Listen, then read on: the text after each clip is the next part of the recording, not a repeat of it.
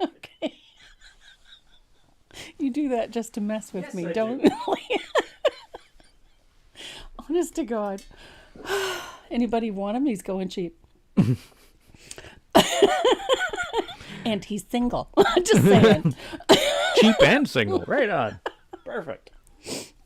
You're going to have to pardon me today. I am a little squeaky.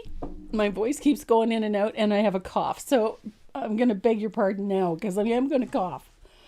I sound like Gravel Gertie today. Hi, happy Easter weekend. I hope everybody's having a good weekend so far. I know that it is the holiday weekend and that you are all very, very busy with family and with friends and your commitments with church and with community. And I think that's wonderful. And if you're not busy today and you're here playing in my sandbox, well, I think that's wonderful too. So thank you for joining me. We do have some wonderful giveaways today. So Dynasty has given us some beautiful water lily brushes to give away for this week. And we also have some Tombow goodies in there. One of the fabulous glue pens from Tombow. I just love mine. I think it's the coolest little toy ever. So I have one of those in there. We have a stencil from the Stencil Studio. And of course, we always have some little goodies from Renee and I as well. So we have a nice little prize pack. Retail value is hovering around $35, which is a really nice little giveaway for today. And we have 3 of them. So at the end of the day, we're going to spin the wheel and 3 of you will be receiving a package of goodies from us and from our sponsors. And in order to get your name on the wheel, all you have to do is participate, join us in the chat, hit the like button, hit the subscribe button, just in general, hit all the buttons. And that's all you have to do, get your name on the wheel. So we are going to be painting a bright and colorful spring project. This one is the Country Flower Market. This one is fun, and I've got a really easy way to paint these Gerbera daisies or zinnias or whatever you want to call them. So we're going to be painting that. Of course, I had to put in a bumblebee. You could put in a butterfly if you wanted to. I painted it directly on, but the dimensional ones look really cute too. The downside for today is that I did not keep one of the surfaces, the postage stamp surfaces, for myself. So I've moved mine onto a 8x8 artist panels. So if you're wondering why I'm not using the postage stamp, it's because you guys bought them all. Don't have any more. I don't have any more, so that's why. Oh, pardon me. Oh, what is this? Cindy Nezazon's got family visiting for Easter. Happy Easter, Elsie and Donna Baker. Spring allergies are kicking in for everyone. I don't think this is allergies. I think it's just a cold. Hopefully. It feels like a cold. I'm not sick, just irritated. Yeah, once it starts drying up here, then the mold will get to her. And then I'll be horrible. Cranky people. I'll be cranky people because I can't breathe. You know. It just has to stop raining. It has to stop raining or snowing in this case. It's back to rain. Is it back to rain? Okay, good. It was snowing this morning and then it turned back into rain. It has not stopped raining here for 3 days. 3 days. And it has rained hard. I mean, it really poured last night. So we had a river going down our backyard yesterday. We live in a section of the village known as Springwater. It's called that for a reason. There's a lot of springs. This part of the village is literally built on top of a lot of springs, freshwater springs. And so the water table is very high. And then add all this heavy rain to it, the water table is even higher. And so we do have an area directly behind, at the back of our property, right, so directly behind our garden shed. There's a spring. It's about, 2 or 3 feet down. And when we get rain like this, it overflows and we literally have a river that runs down the back. And we're on a hill, so it runs all the way down the hill to the end of the laneway. And thankfully, we have a pretty good system of runoff here, so we don't see a whole lot of flooding on our side. On On the other side of the laneway, however, they do see some if it gets to be too much. So, yeah, it's just been pouring here for the last 3 days. So, pardon me. It's damp, it's wet, and I'd much prefer to be indoors playing in paint. My husband's going to put a fire on a little later on, and we're having a pot roast for dinner. Good old-fashioned pot roast with potatoes and carrots and all the good stuff. Yum. And a nice thick dark gravy. So, makes everybody happy. It's starting to sound like it's going to be a quick one today. Well, I don't know. I'll drink my tea and we'll see how it goes from there. So today's endeavor is going to be the country flower market. This one is a lot of fun to paint. It's very pretty and it's very colorful. And it has a few little fun techniques thrown into it I think you're really going to enjoy. Some I've done before, like the background in this one is sort of a faux barn board, which I love. I love the contrast of this. And so we're going to do a little bit of that and a little bit of lettering and some bright colorful flowers and just spend the day painting together. So if you are ready to get started, so am I. We have some great news. We do? Linda Safranco, Yes. her daughter, Carolyn, Yes.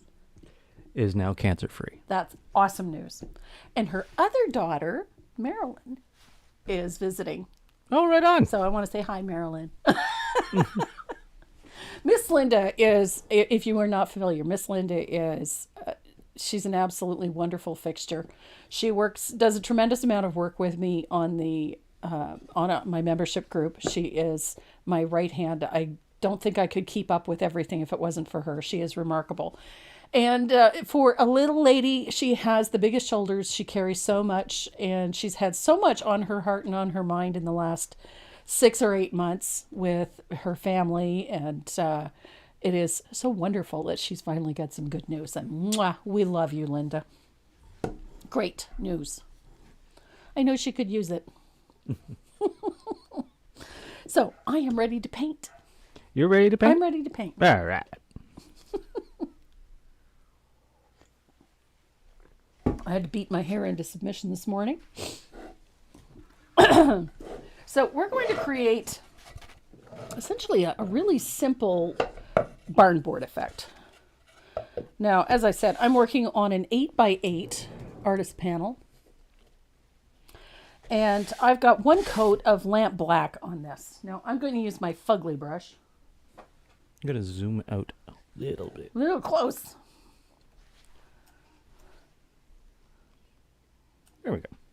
I was sitting here this morning wondering what was kept taking my glasses off. I'm wondering how come I couldn't see or what was on. There was nothing on my glass. It was my hair. It was, it was falling in my face and I couldn't see a thing. So we're going to work with a little bit of warm white and we're going to thin it just a little. We want it to be like thick ink, I guess. So I'm using just a little bit of water. So yeah, about the thickness of milk, I think, is probably the best description. Linda Safranco is amazing. Yes, she is. So I'm using a fugly brush. And I'm putting on horizontal lines like so. Some are going to be quite bright, others less so. And you'll feel the brush start to dry out a little bit, and that's okay because that's going to help us create some of those broken paint look lines in our surface. I'm not putting a ton of pressure on this.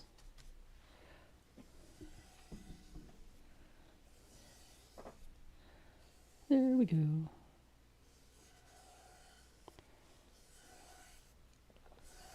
There we are. So you can stop when you're happy. That's my rule of thumb. I stop when I'm happy. Do I like the look of it? Yes, I do. Then I'm done. So I'm going to dry this real quick. I got my handy dandy heat it tool to dry my paint.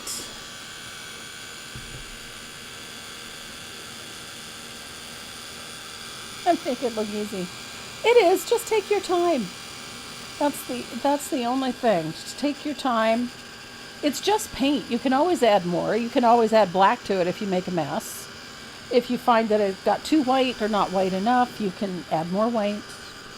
Or you can go in with a little bit of black and do it again. This is such a forgiving finish to do for a background because you have complete control over it.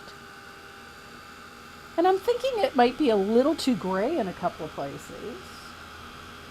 So I want to brighten it a little bit. So I'm going to bring a little bit more white in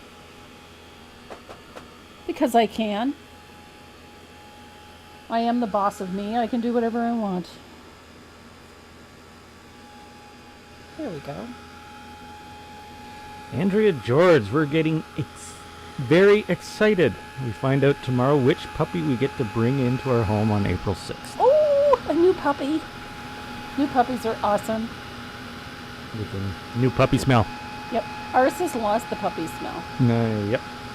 Yeah. Miss Maze. She's got Frito feet and wet dog. And wet dog, yeah. But only when she's wet. Only when she's wet, yeah.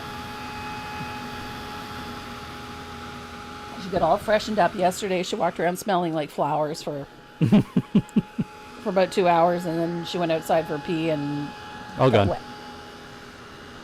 She's not a stinky dog, though. No, she's not, thankfully. Once you dry her off, the smell goes away. And she is a bit of a brat, though. Oh, yeah. Most young shepherds are very bratty. Oh, talk back. Oh, my Lord. I think it's hilarious. If it's too white, would I apply the black in the same way? Yes, I would. In fact, let me show you how easy this is to fix something that gets perhaps a little overdone or a little underdone, or if you're not happy with it. So I've got my fugly brush. I have two of them. I have one for white, one for black today. So I'll put a little bit of black on my palette, and I'm going to treat the black paint the same way. So if you find something about your piece that you're not thrilled with, you can come back in and put in a little bit of black. Just like that. You can turn the brush on its side and add things to it if you like. So right now I've got a hefty chunk of black in there. So I'll dry it, and then I'm going to come back in with the white so I can fix things that I'm not happy with. Our shepherd has allergies. Aw. He cost us a fortune. Currently, ear infections. Yes, shepherds do get ear infections quite often. But we love his stinky self. I'm guessing it's a long-haired shepherd. Probably long-haired German shepherd. They do get stinky. But they're very floofy. And they're awesome cuddlers. So, that little bit of black back in there. So if you overwork it and it gets too white or too solid, you can go back in with a little bit of black. Let it dry, and then bring in a little more white. Just less water in the brush. I like to see a lot of black showing through in mine. I just find that it gives you lots of interesting pattern. And although I've done mine horizontally, you can also do it vertically. So that, again, it depends entirely on your preference, but you can have the wood grain running either way, and it's going to work. You can make it look like the old barn board fences. Yep, exactly. Yes, he is, and sheds like a wig a day. Yep. A wig a day. A wig a day. Yep. That's another reason why I stick to short-haired breeds. Yeah. I would love actually doesn't seem to shed too badly. They do. Just wait till summer. Okay. She'll clump. Okay. Right now, not so much. Not so much. No, she's still acclimating. Yeah. So you can accentuate this wood look if you want to. And I'll show you quickly how to do that. How do I not have a bottle of asphaltum on my painting table? I must be losing my mind. I went to my paint cabinet this morning and I am out of Bahama Blue. There's maybe a quarter of an ounce left in this one. And I thought, oh, this one's almost empty. I'll go get a new bottle. No, I can't. I don't have any. But I have 12 bottles of Aqua Sky. Is that close enough? Close. It's close, but... So I'm going to use a little bit of asphaltum. We're going to age the edges of this a little bit with a float of asphaltum just at the outside edge. Doesn't have to be wide. I just want to give this a worn look. A little bit of a worn look. And you see how it sort of adds a little bit to the age of those boards, or of the board. It's not a neat and tidy float. It's just to get a little bit of color on the edge. Darkest value to the outside edge. What was that? Doodles are prone to ear infections also. Yep, floppy ears. Floppy ears, yep. Hi, Shirley. Our short-haired Rottweiler lab mix sheds like a wig a day, too. It's shocking since he is short-haired. That's the lab. That's the lab. Labs shed like mad. Yeah. It's because they're a water dog. Yeah. They have to get rid of the old hair because of the oils they produce to keep them warm when they do get wet. Yeah. Roddy lab mix. Yeah, just the best buddy. That would be the best buddy. Yeah. Roddy lab mix. Speaking of cuddle bugs, that Roddy would be. Oh, yeah. Yeah. Roddies are cuddle bugs. They're very pack-oriented. The lab is just happy to make you happy. Yeah, they're just happy to be here. Yeah. So, all you do, go around the outside edge, little float of thin asphaltum. Doesn't have to be heavy, doesn't have to be super dark. All it does is just give the edges of this a little bit more of a worn look. My greyhound sheds all year long. Yep. Phyllis is asking, so on the postage stamp surface, did you go around each of the scallops? Yep. I just did the points. Oh, just the points? Just the points. Okay. So you didn't shade Nope, just each the scallop? points. Okay. I have a Pomeranian and she blows her undercoat every spring. Yep. Yep.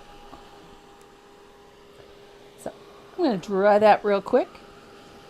Making deviled eggs now while watching. Baked potatoes. Oh my goodness. Twice baked potatoes. Yummers. I know spring's coming because there's ladybugs in the house. Yeah. I don't know if they're actually ladybugs, though. Yeah, they are. Are they? Yeah. We don't want to harm those little fellows. They eat others. They eat the other critters that we have around here. They hibernate in the window wells. Yep. Near the warmth, right? And then every once in a while in the fall, you get 3 or 4 that come in. Hi, Charmaine. So I've got there's a little miller in here too. Oh, is there? Yeah. Oh, yeah, there he is. I've got a fun technique just to add a little bit to this if you're working on a canvas surface as opposed to the postcard. If you want to add a little more character to the edges of this, you're going to need a round brush. and some thinned lamp black. And I love this technique. I like to just drag the brush along and do sort of a push-pull thing. Just along the edges. I don't want it too wide. I keep it as narrow as I can. And this just lends a little more realism to the edge of the wood.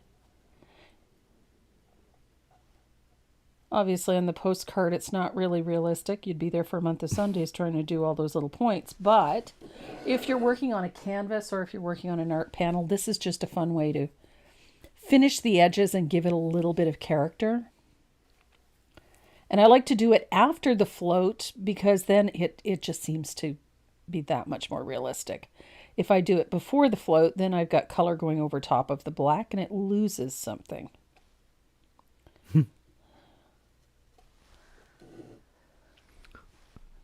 Our new shepherd puppy is starting to lose his soft puppy fur. Aww. The floofy. Yeah. May's lost hers pretty quick, actually. Yeah. May's lost all of her puppy features pretty quick. She looks like an adult dog right now. Minus the head not. Yeah, her face is still a little small, but but what an attitude.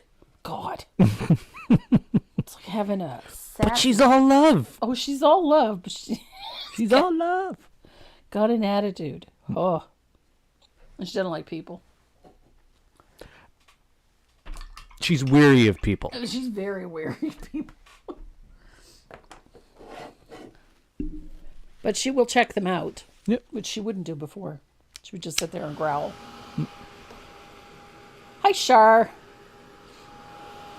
I'm just seeing a whole bunch of nifty names pop in. Watching from Montana. Is this a 12-inch surface? No, this is an 8x8. Is the original a 12-inch? It's an 8x8. Oh, okay. Yep. Just wondering.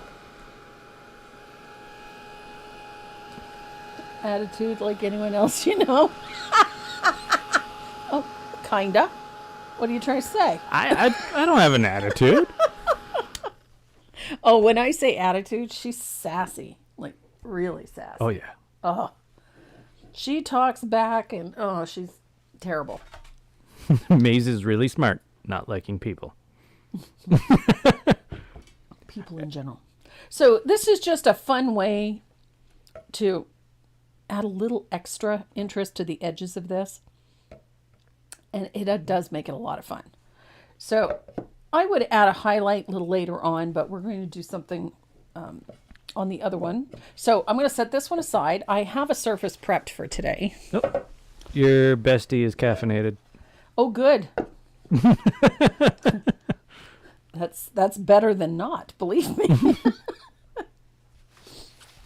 So I haven't done the edges on this one. I am going to do that because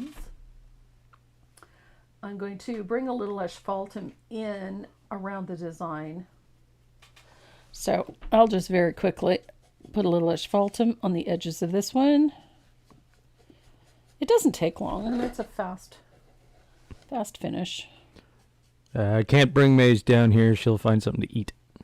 Yeah, she manages to find stuff she shouldn't. Mm. No matter how hard we tidy up down here, she will find something. The other day, she came upstairs, was quite pleased with herself. Had a brush in her mouth. A whole brush. A whole brush. And she was just like, look what I got, Mom. Where the hell did you get that?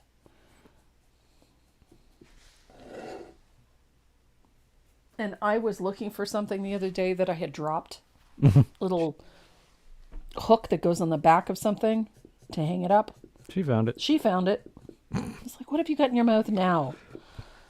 I spent 20 minutes looking for it. She was here 2 seconds. Right now, she's upstairs chewing on Dad. Yep. That's a good description. She's chewing on that.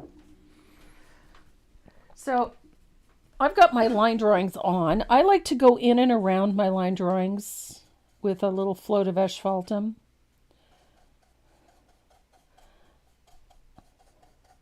And I like doing it before I start painting everything,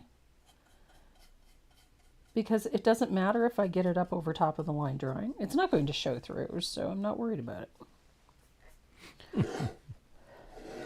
And I'm going to do the same thing. Oops, not enough water.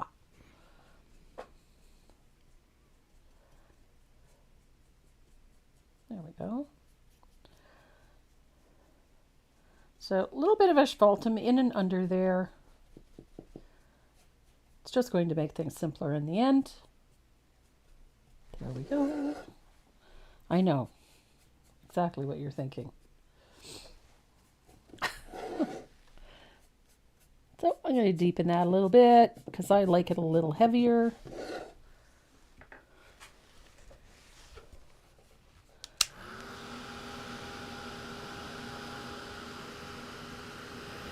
This is such a fun piece with all this wood look, this rustic wood look. So that part is dry. I'm going to grab a smaller angled shader.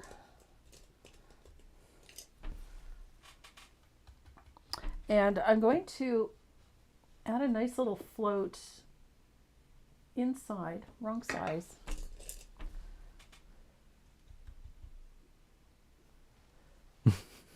Saw a video of a dog painting. Yeah. So inside and to the left of each of these letters, or to the right, sorry. It's better than half a brush.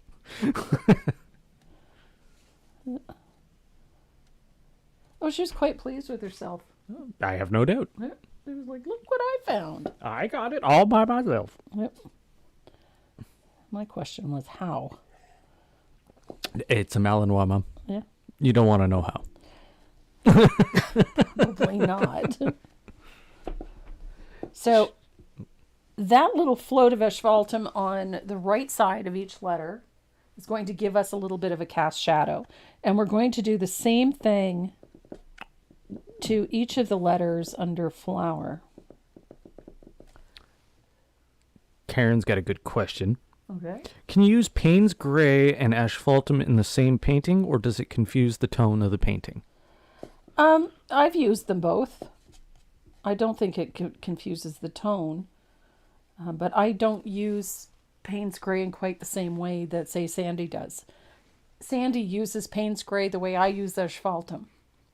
I use Payne's Gray more as a color as opposed to a toner.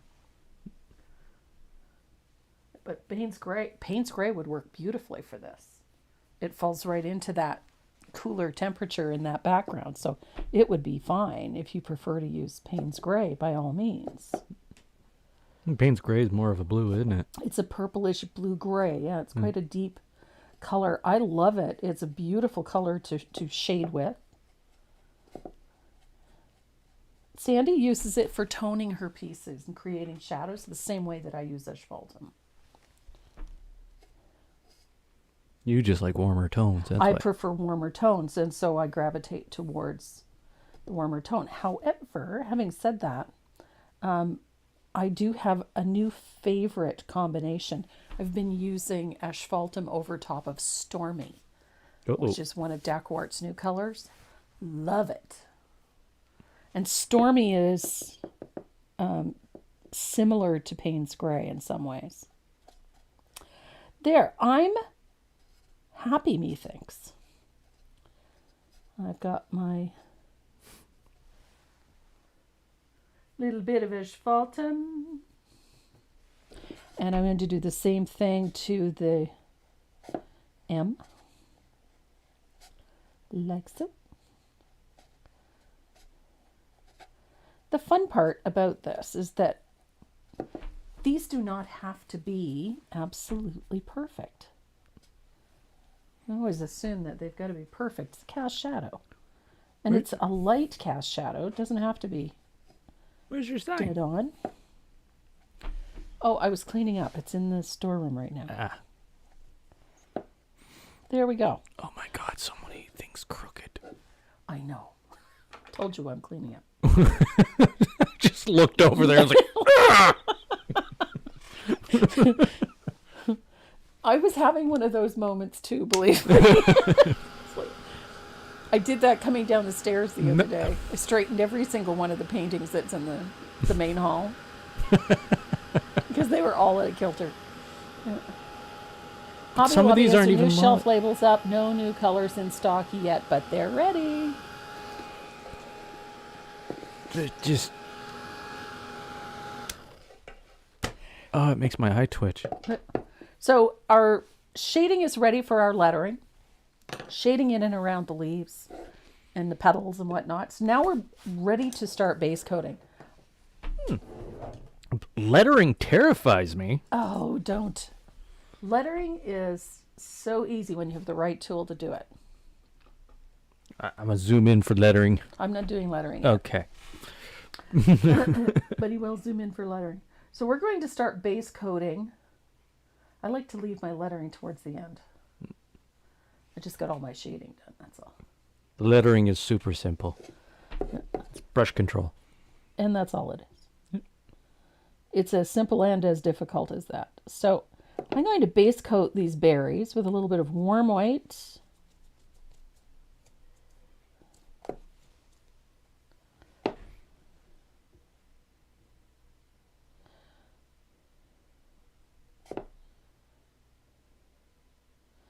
And I think when I traced this on, I missed a berry.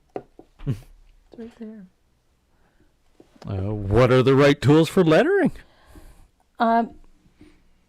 My perfect tools, you need a 6-inch straight edge ruler, number one. Preferably metal with a cork back. And there's a reason, I promise. And then I use riggers for painting lettering. Like the one that I'm using right now is a number 2, and this is the size of the rigger that I'll use to paint this lettering. And they are the perfect brush for painting lettering. And that's it. And you really don't need a whole lot. Some clean water, a clean brush, and a straight edge ruler will make all the difference.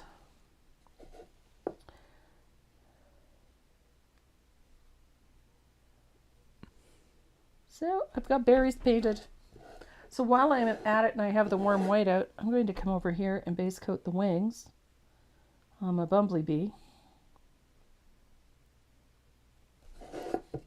Well, you didn't do a dimensional Bumblebee this time? I didn't, not this time. No. Although, A dimensional one would have looked dimensional one would have looked great. kind of like that. Kindness is as honey. Yep. We've got, that's next Saturday's. Sorry.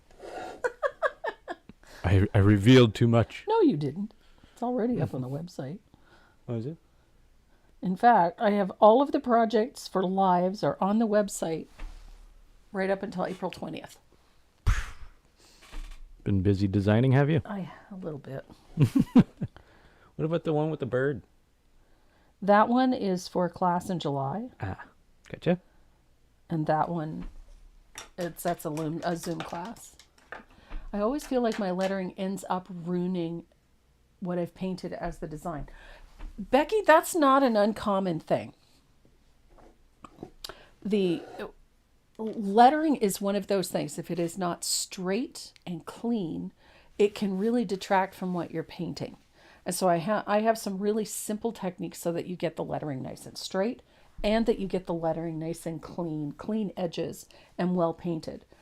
A lot of the time when you see a piece that's got painted lettering on it, some of the lettering is out of proportion. It is not the same size all the way through. It's not perfectly level. There's a bunch of things to consider. However, it is not as difficult as it seems. It just takes a few little steps that will make all the difference in how your lettering looks. So we're going to start with the leaves. I like doing things from the back forward. So we're going to start with the leaves. I've got a little bit of an antique green. You can use lush green if you want to, but I like my antique green. I'm a fan. And I gotta find my small round. I had one. There it is. Where it is. There it is. Is next week's on the half round? We're doing it on the rustic tag. The techniques are exactly the same. Oh, it's the same flower. Okay. It's the very same flower, and we're doing the honeycomb and all of it background. It's just that piece would, if we did it on the half round, it would take us 4 hours to paint. So I'm going to base coat my leaves with 1 coat of antique green.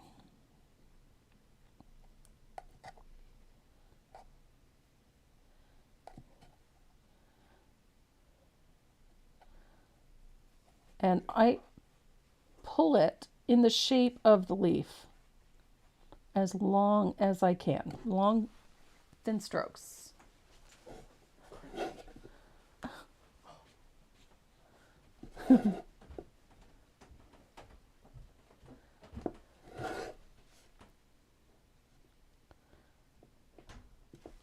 There we go.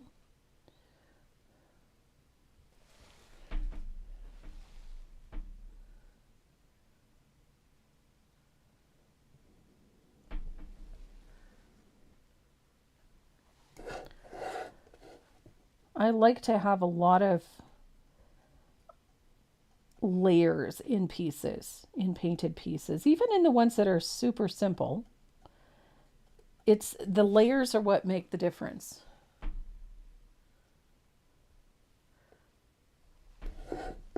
You get depth by putting in layers.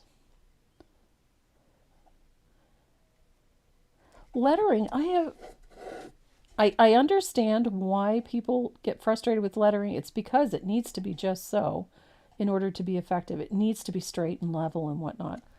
All of us learn to do lettering from a very young age, printing, writing, and yet none of us likes our handwriting. I've never understood that. Everybody expects it to look like calligraphy. But our handwriting is unique to us. Every single person has very unique handwriting. Brush lettering is a little bit different because it has to follow a structure. And it's not like doing calligraphy. Not necessarily, anyway. So it's intimidating to a lot of people, but it's not insurmountable. And even if you've got little or no experience with just a few little techniques and you stick to them, you can create some really beautiful lettering.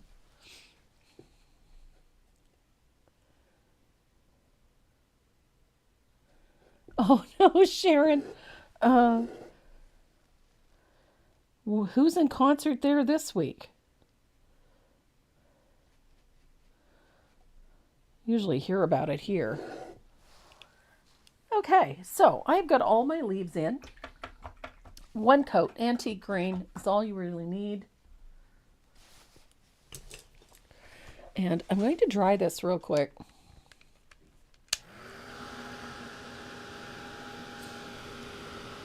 Antique green is one of my favorite greens to work with. And most people will ask me, well, why do I only do 1 coat?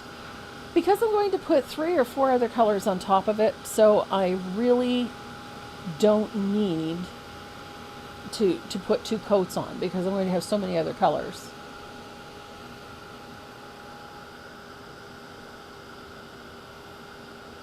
Oh no! He's welding something since 9 a.m. Good heavens. So, and the other reason is I kind of like the leaves to have a little bit of almost a transparent, I think is the word, transparent type look to it. So I'm going to shade my leaves. I'm going to use a little bit of plantation pine. And I'm working with a 3/8 angle. Oh, that's not plantation pine. What is it? Oh, it's black green. Okay. We'll go with it. So I'm going to shade underneath the flowers with a float of that plantation pine, or in this case, black green, because I took out the wrong bottle of paint. Black green works. And this is also what's going to separate these leaves.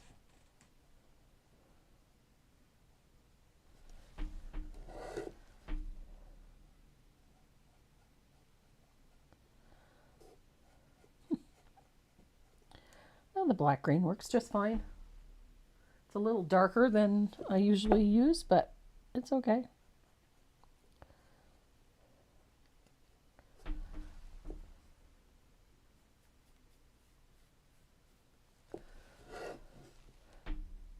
So the shading under the flower is the first one that I do.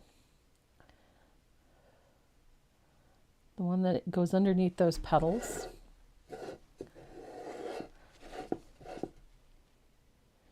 And notice that when I'm floating this in, I have the whole chisel edge of the brush on the surface. I don't turn it up on its point. I use the whole chisel edge of the brush. And it's important that you do that so that you get a nice transition of color. If you don't have the whole brush on, you're going to end up with a stripe. And you want a nice transition. So, whole chisel edge of the brush on the surface.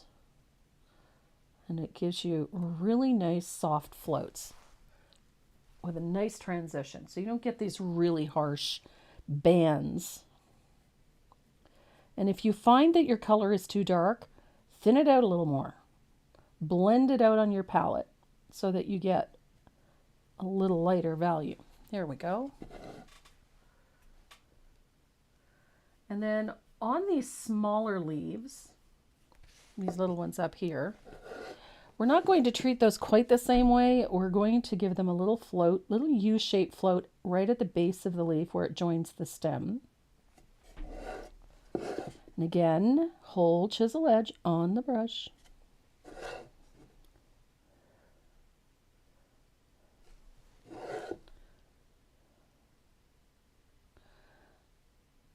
So now we've got that nice little shadow underneath.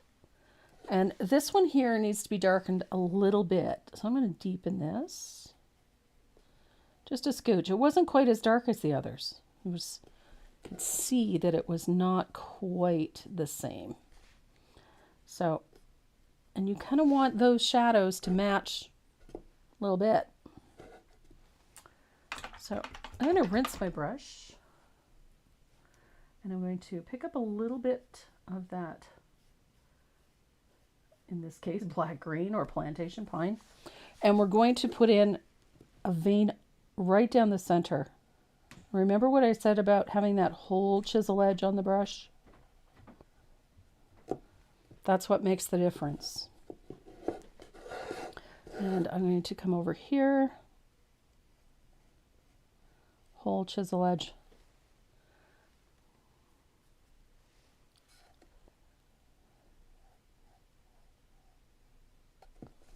It is never a straight line down the center vein. It's always a curve. It gives that leaf the look that it's got a bulbous effect to it, that it curves a little bit.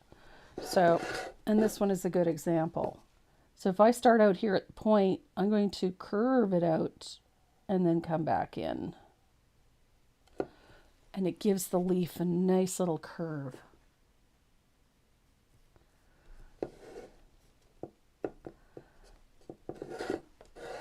This one here.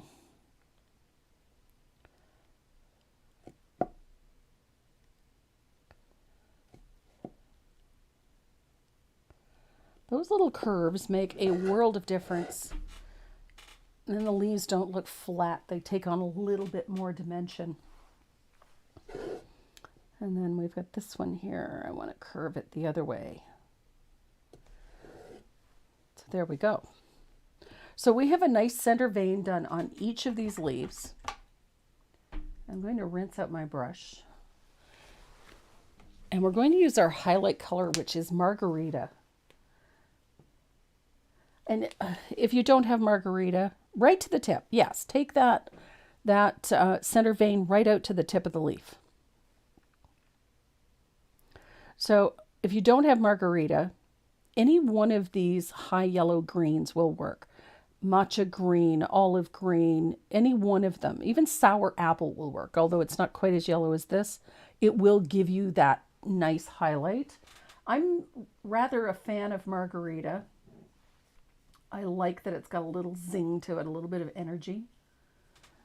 So we're going to use that as our highlight color. So don't panic, because it is a little on the bright side. I'm going to bring that out to the point, and then I'm going to pull that color back to the edge just a little. And then I'm going to put a little bit of it out here. And yes, it's going to go over that little center vein that we just did, and it's okay.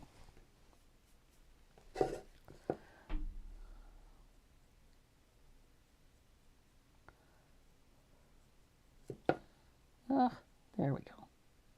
That one did not want to float nicely. There we go. Not enough water in my brush. Let's see if I can fix it. Of course I can fix it.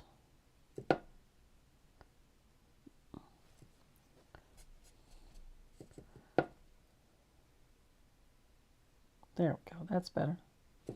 So you are going to find a couple of your leaves are going to go wonky. Don't worry. We are going to strengthen some highlights and strengthen some shadows as we go.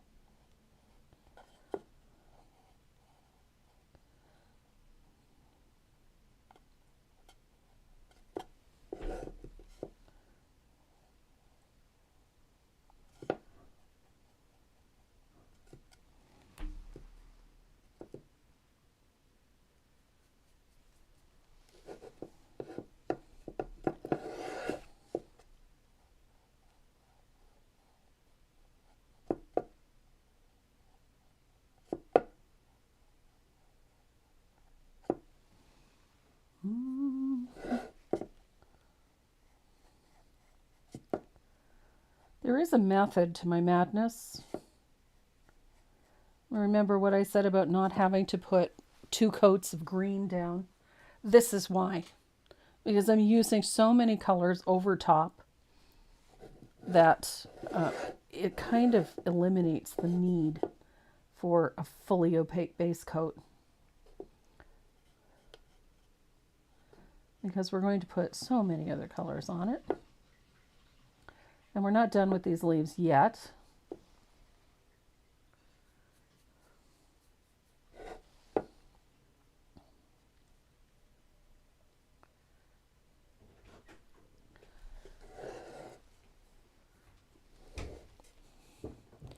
Now, if you want to, and I do say if you want to, you can always add a little more zing to these if you want with a little bit of the neon greens. Those work really nicely. Or you can use some sour apple. Adding another brighter green or even a different green will just add a little more life to these. So don't be afraid to play with the color a little bit.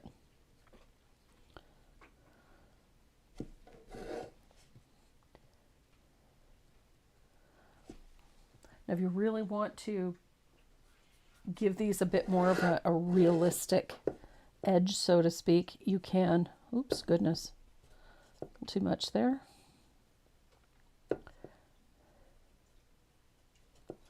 You can add a little bit of red to the leaves, or you can bring in a little bit of Bahama blue is pretty. So I'm going to dry this real quick, and then we're going to deepen the shading, crisp it up a little bit. It gets a little muted when you do the highlighting this way. There's nothing to stop you.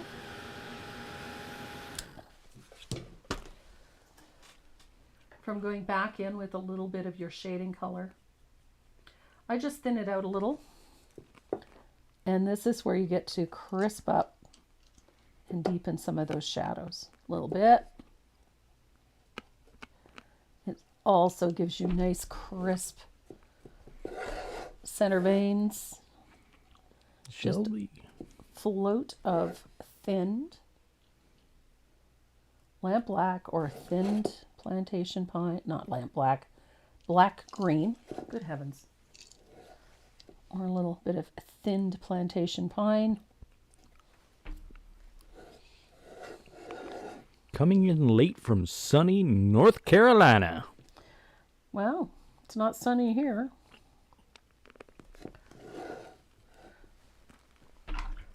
So we have leaves.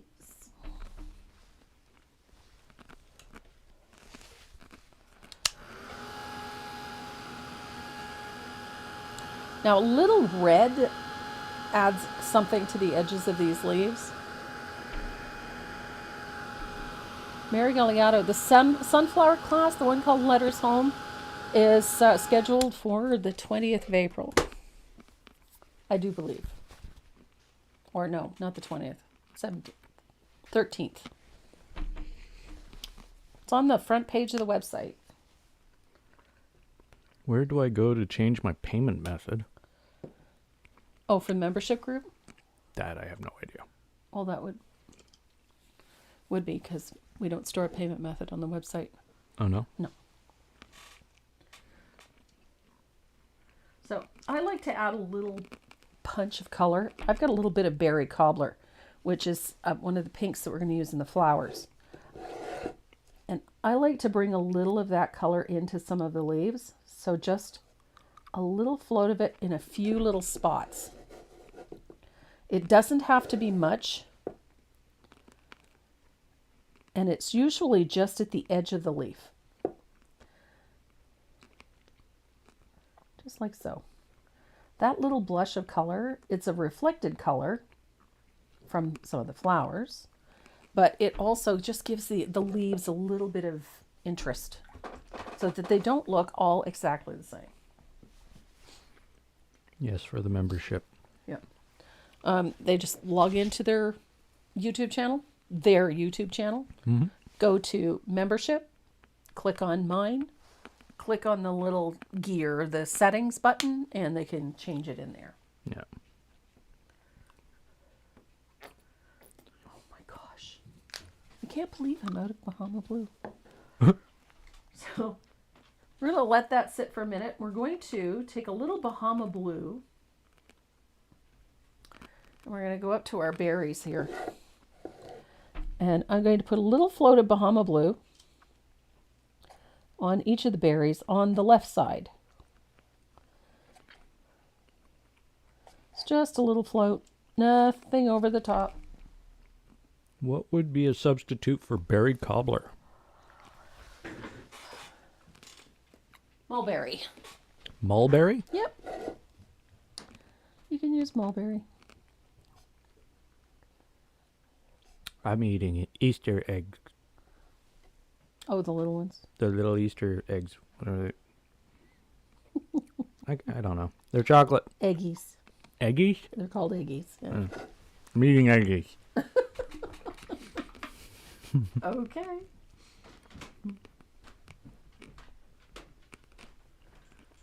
I like doing the berries this way. They're warm white, and then I shade them with a little bit of Bahama Blue. Now, when I do that, I come in from the edge just slightly. So there's a little sliver of warm white showing.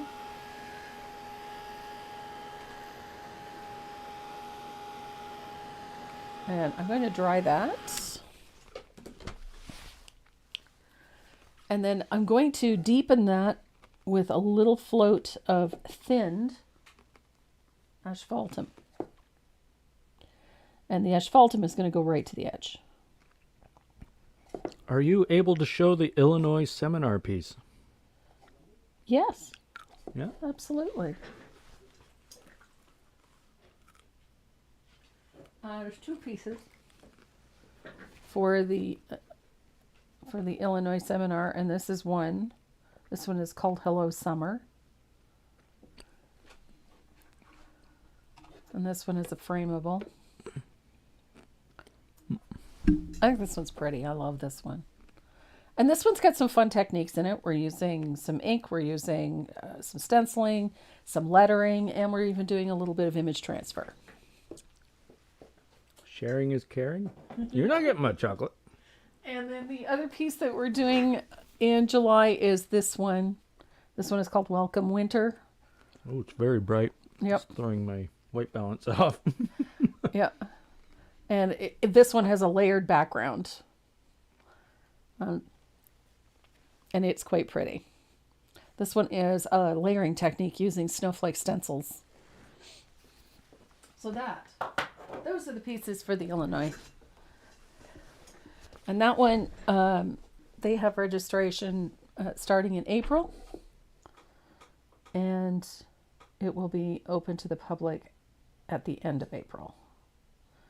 So any remaining seats left will be available. That's for the IHDA chapter. Guild. Guild? Chapter guild? Chapter or guild. I can never remember. So there we go. Little float of asphaltum, just to deepen those berries a little bit.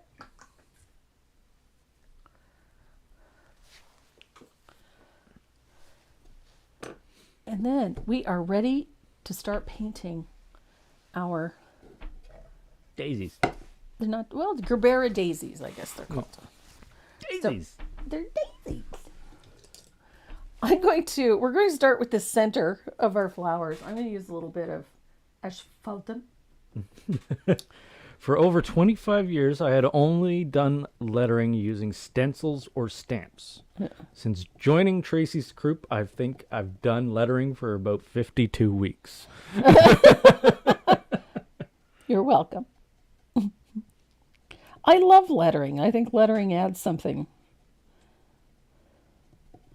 So I'm just going to stipple the center of these with a little bit of asphaltum. I know, you're shocked. And when will those patterns be available to the rest of them? After July. After July. Yes. Contractually obligations. Yeah. After July.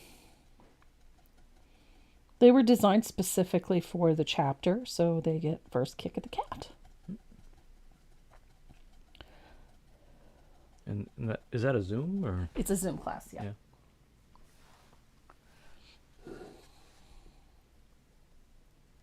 Oh, hollyhocks. I love hollyhocks, and yes, I have a sketch done. She's read your mind, Karen. Read your mind. So I just used a little deer foot. I'm using a 1/4-inch deer foot for this one, just to stipple in the centers of these flowers. They're not going to stay that way, obviously. So I'm going to rinse out my little deer foot. Diane Clark is asking what the difference between a rigger brush and a liner brush. There's a big difference. A liner, I'll grab my favorite liner here and show you what the difference is. So a liner comes to a needle point. Yeah, you can barely see that. It's teensy tiny. A rigger, although you can roll it to a point, actually has a chisel edge, like a flat brush. And I know they're small. This is a number 2, but you can see the difference between the two. A liner brush will come to a point, and it's actually built more like a round brush, so it has a belly and then it comes out to a point. A rigger is, although it's in a round ferrule, same as the liner brush, the rigger is built more like a flat, so the hairs within it are arranged so that when you apply pressure, it forms a chisel edge, just like a flat brush. And that's what makes them so handy for doing base coating and for doing lettering. That's the difference. And it responds really nicely. So I have to get a round brush. I've got a nice little round. I'm working with a number 5 round. And we're going to start with the flower that's furthest away from us, and it's this little one here in the corner. I have no idea what color that one is. Now, I don't know where my piece is. Now, I had a question. Did you know? Yeah. Okay. After I just saw you show off the liner and rigger brush. Uh-huh. Have you ever stuck a brush in your mouth like you just did that was loaded with paint. Yes. Ah, okay. Just like I've rinsed my brushes in my coffee cup. Yeah. And I saw you because you didn't even hesitate using There. I know why you did it. I know exactly why you did it. But I'm just wondering, have you done that with a loaded brush? Oh, yes. And none of them are surprised. No. No. So the color that I'm using for this little one over here, is a color called Purple Cow. It's just such a pretty purple. You could use any light purple for this. Absolutely any light purple will work just fine. Ow. The pink colors sound like food. Yes. Stuff like berry cobbler and... Yeah. Anyway, so Purple Cow just reminds me of chocolate bars. Yes, Deanna, we have all done that. I've done that on more occasions. Walk around with black paint smeared on my face because, I licked my brush. So I'm going to use that Purple Cow and my round, and I like to start with the petals in the back. So we're just going to stroke them in. Just like that. Don't overthink this. So all of those little petals that are tucked in the back, we're just going to stroke them in like that. Sometimes you just have to taste the paint. Yep. Doesn't taste very good, but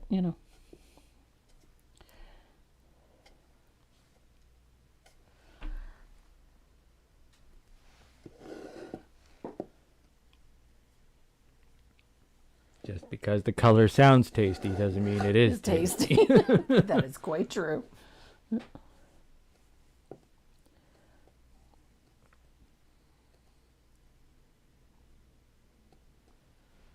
The food names go well with the 2024 colors. Wine, cherry, merlot. Yes. And baby duck. Why are you eating baby ducks? Not eating it. You drink baby duck. It's a champagne. Oh. Here I am thinking the dark side of things. Of course. What's so dark? Who eats baby ducks? Poor ducks. So didn't realize it was champagne. all of these petals are just a stroke. I'm using lots of paint. Don't be afraid to use lots of paint. And I'm just pulling in these strokes back towards the center of the flower. Just like that.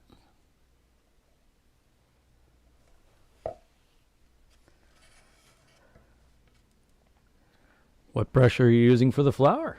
This is a number 5 round. Renee, you're always thinking food. He is. Yeah.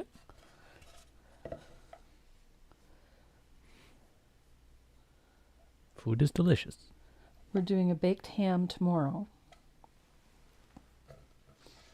with pineapple and cherries. Yum. A glazed ham. Yes, sir. So there is our Purple Cow. Notice that I'm not worried about whether or not the petals all fit perfectly. It doesn't matter at this point. I did miss one, however. There it is.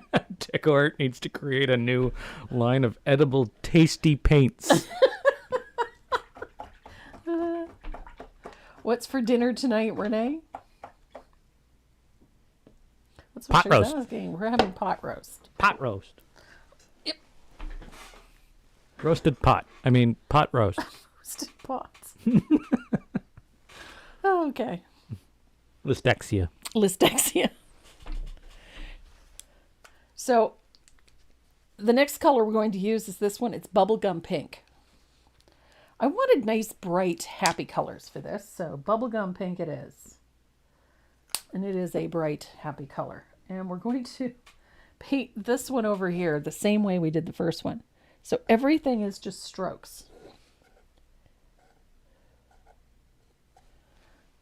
And so we're tackling all the ones at the back first. to create depth. Right? Yep. Okay. You got her. Okay. I was just like looking at you. Is that the right answer?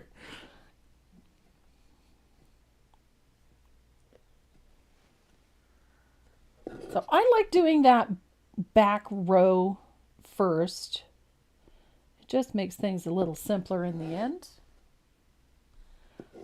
And you'll notice that they're very short strokes. I'm not pulling them all the way to the center. You don't need to. Karen Wilson, if you lived through the 1970s, Renee, you would know that baby duck is a sparkling white. And you would know exactly where to find it in the store. Sue Braun's making homemade chicken noodle soup. Oh, yummy. Well, I made a gallon of bone broth yesterday. We had roast chicken the other night, so I just kept all the bones and I made bone broth. Renee, you're so young if you don't know what baby duck champagne is. I don't drink.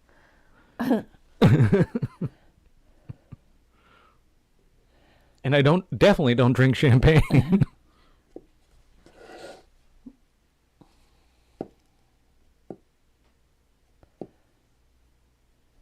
And then those center ones get pulled, I should say the center ones, the top ones, they get pulled back towards the center.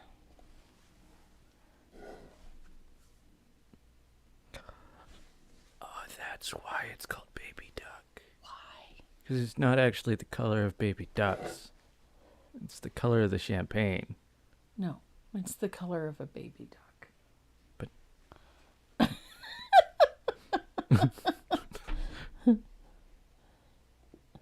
Okay, now I'm lost. You're the one that came up with the food reference. It's the color of a baby duckling. Soft, pale, buttery yellow. It's very pretty. Linda Safranco says, Tracy, I just made the Eggs Benedict from Perrin's cookbook this morning. Oh, yeah? Chicken and sausage gumbo, prime rib mac and cheese, green bean and bacon and onions is our Easter meal. Yum. Oh. You guys can't see his face. I can. Do you need a towel? Prime rib and mac and cheese. Yeah. Green beans and bacon and onions. I know. It's But the chicken and sausage gumbo. Oh. Yeah. Yum.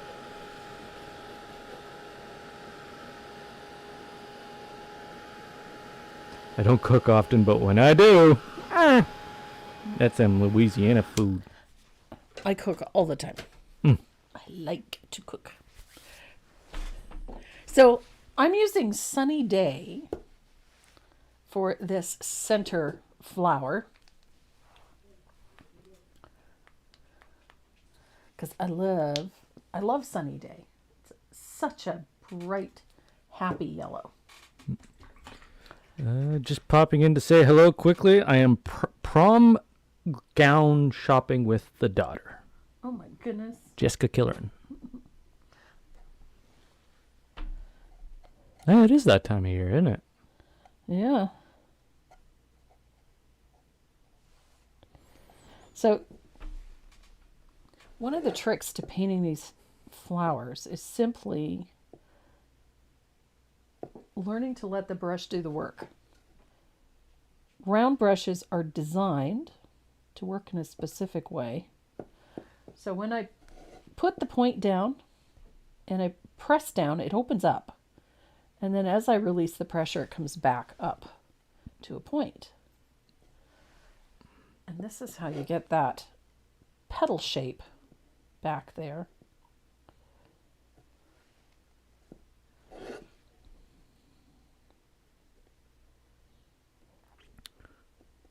What was the yellow color? This one is Sunny Day. Oh, Sunny Day. I was going to say baby duck. Nope, it's not baby duck. This one is Sunny Day.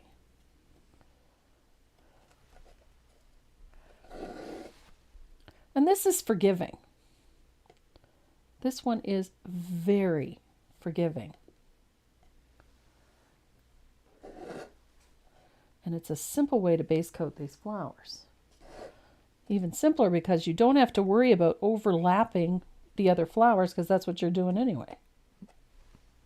It's just going to create more depth. Just creates more depth. So I've got that back row. Oh, missed one right there. So I've got my back row done. I'm going to dry this real quick because it's a lot of paint.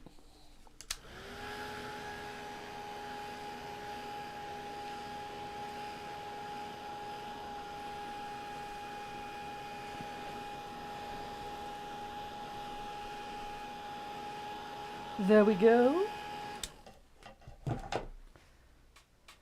And now we're going to do that forward row of petals. Oh, that's a thing? What's the thing? Shrimp and salmon Wellington? Oh, yeah. Oh? Do I have to put that on the make list? That's got to be somewhere.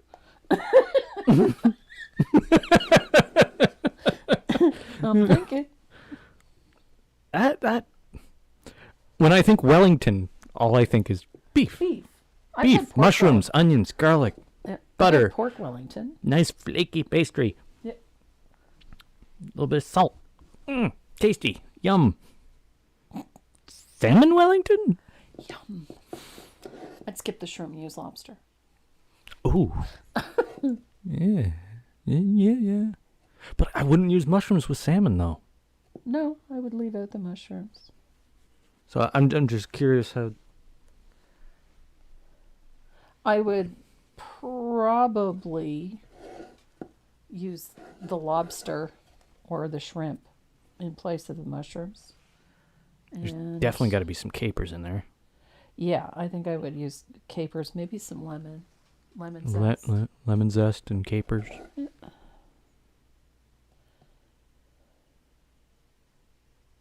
Sounds good. Sounds really good. So we have floors.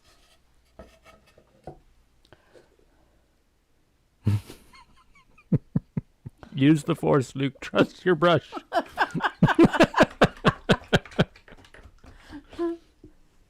So we have daisies. So this is going to take a minute to dry because I put the paint on a little heavy. It's all good. Okay, I'm having salmon tomorrow cooked in fresh dillweed and lemons with a raspberry glaze. Yum! Oh! Yum! That sounds heavenly. That is my go-to. Lemon and dill. Yeah. Butter, lemon, dill. Done. Yep. Put that on it. On a salmon. It's what's the other one? The one I use? Use it for freshwater fish. It's literally just smoked paprika, cracked pepper in flour. Yeah. Toss it around, and Yeah, I do trout that way. yeah, and then fry the crap out of it until it's nice and crunchy on the outside and flaky on the inside. So I gotta make sure before I do the next step. I have to make sure these are dry. There we go. Cast iron pan over a campfire. Get the smoke taste in there too. Yep. So we've got our purples, our yellows, and our pinks. I think these are very springy, very Easter-like colors. I've got yellow paint on my face. I don't know how I did that. We're going to start with this purple one over here. Now, the color that I chose to shade this with is called Purple Iris. If you don't have it, you can also use the dioxazine purple. It will work just fine. Is there fine details in this? Not really. Should I zoom in on the flowers? Always. So they can see where I place things. Zooming in on the flowers. I'll try not to move it. Those colors are playing havoc with that sensor. There we go. So we're going to start separating all of those little rows of flowers. And, oh, petals, I should say. Bunny ears. So I've loaded up my brush with a little bit of that purple iris, and we're going to float around and in behind that center row of petals, just like that. A baked salmon with brown sugar. That's candied salmon. I bake salmon with a mixture of soy sauce, brown sugar, fresh ginger, garlic, and that's what I bake my salmon in.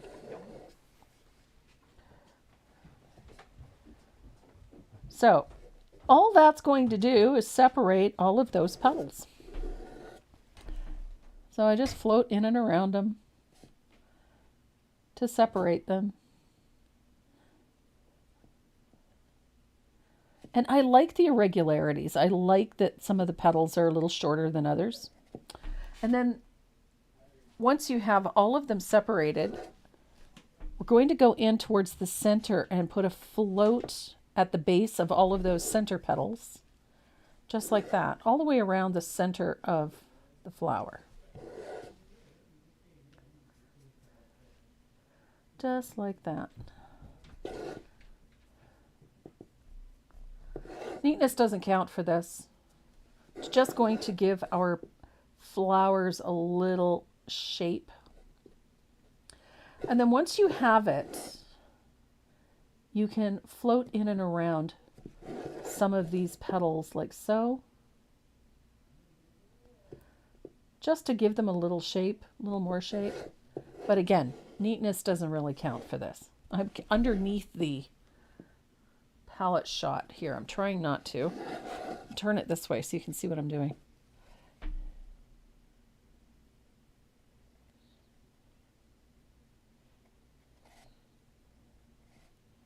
So don't be afraid to deepen that shadow at the base of the flower.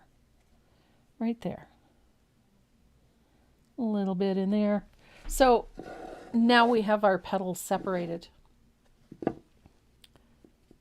I'm a fan. I like this is such an easy way to paint these flowers. So we have the purple flower shaded. We're going to come over here to the pink one. And I'm going to use a little bit of berry cobbler, or if you don't have berry cobbler, you can use a little bit of mulberry. Now, I'm thinning out my color. And again,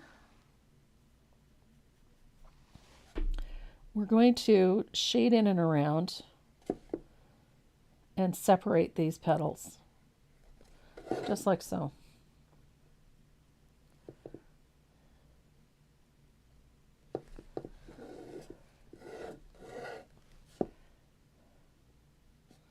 Don't be shy.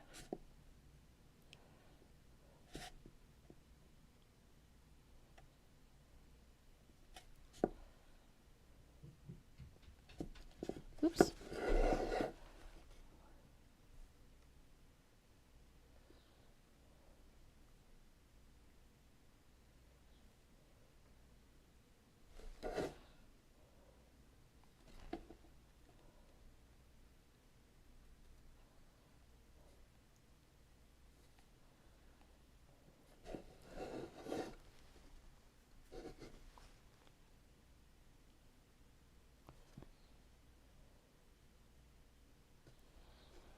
And then we're going to do the same thing around the center of this flower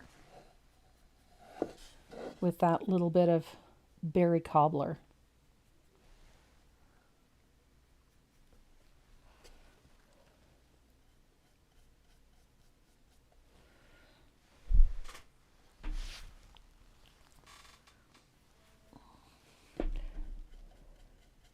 This one is such a fun paint. It's, again, very forgiving. We're going to come in. I've got a couple of little spots here I want to shade just to separate some of the bigger petals. We've got some here like this.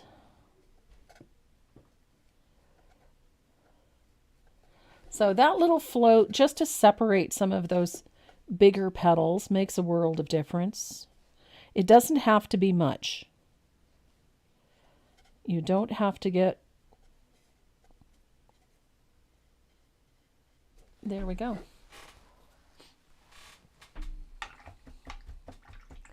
Good morning, Rosie.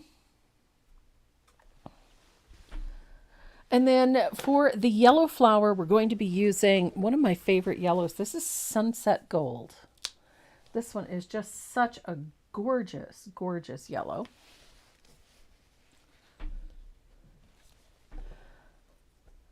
It's a rich yellow, and it really makes this sunny day pop. So I've got a little bit of Sunset Gold. I'm going to do the same thing. I'm going to shade in behind all of those little bits. And this just helps separate all of those layers of petals.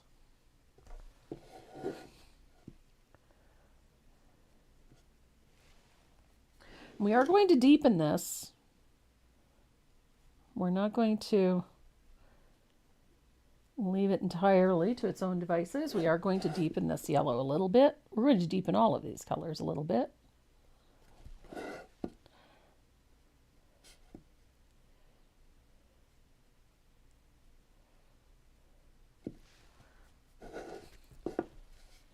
Those little floats of color work wonders on these flowers. And you can see that these are not, perfect, neat and tidy floats. They don't need to be.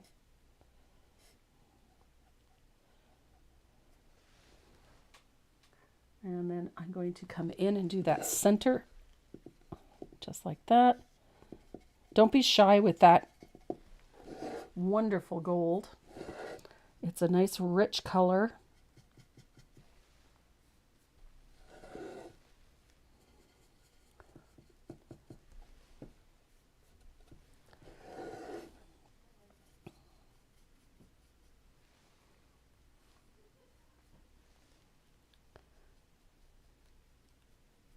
It does wonders for these. So once you've done the center in there, this is where you can go, oh, okay, well, I need to separate a few of these because they're perhaps just not quite standing out the way I would like to. And perhaps they just need a little help. Give them a little more dimension. Just like that. You don't have to do all of them. Don't feel you've got to go through and meticulously shade every single petal, because you don't. There we go. So we have nice bright yellow flowers, bright purple flowers, bright pink flowers. So far, so good. So I'm going to dry this real quick, and then we're going to put some highlights on. And this is where the flowers really start to take on a bit more shape and a little more definition. Just make sure they're good and dry. And we're going to grab a little bit of warm white, and we're going to thin it out a little. I don't want this full strength because it would be too harsh. So we're going to use a little bit of warm white.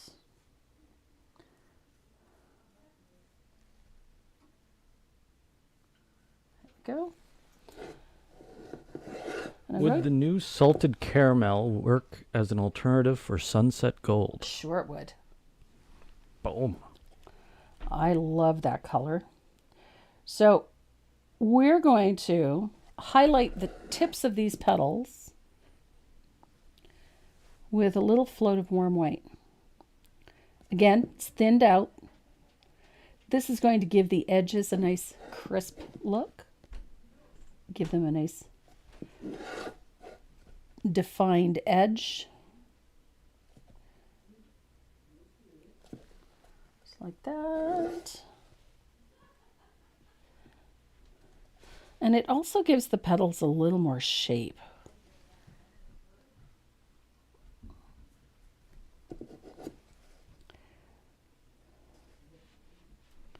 And I like them a little brighter on that inside row of petals. An alternative color to sunset gold. And I don't have salted caramel. Oh, an alternative color for sunset gold. You can use deep ochre. Deep ochre. Or marigold or saffron yellow. Ooh. Any one of those. You just need a higher contrast yellow. Move it up a little bit. Yep. Perfect. So once you've done the inside row, go out and do the outside row. A little highlight out on the tips of those petals. Look how pretty. Again, don't putz with it too much. Don't worry or overthink it. Just get a little highlight out there. It's all good.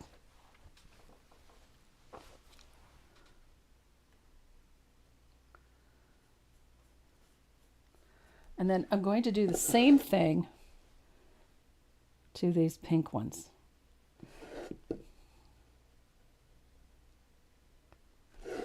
And don't be afraid to pull it down a little further.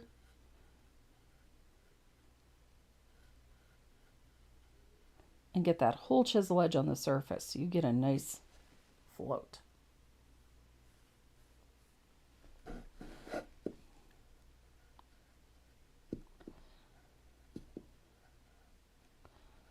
A little bit on those back petals.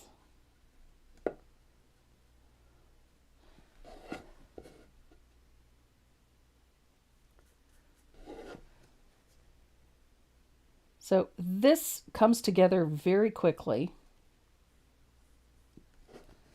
These petals. I'm right off the shot again. That little highlight makes a world of difference. It gives the flowers a softer look. I need to rinse out my brush.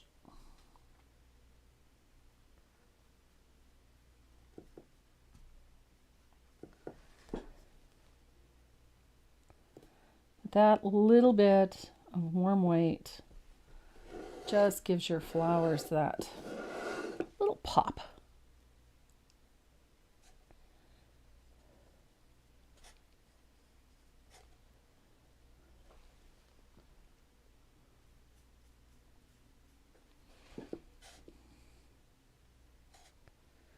So I've got that little bit of white out there.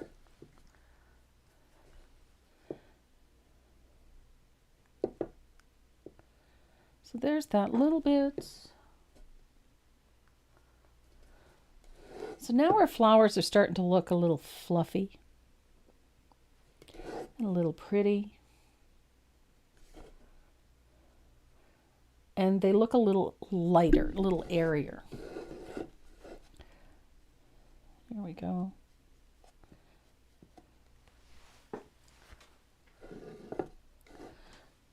So now we have our bright yellow one in the center here. And we're going to pull, get that white. I love what white does for this. Just gives those petals a crisper edge and a little more light, especially with the white on the yellow. It's very soft. And it diffuses some of those shadows a little, that little bit of white, so they don't look quite so harsh.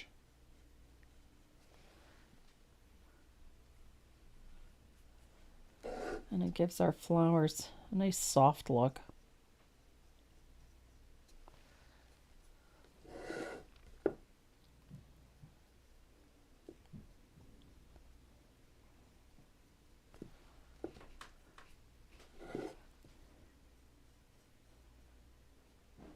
I was going through some reference photos the other day and trying to decide on something different.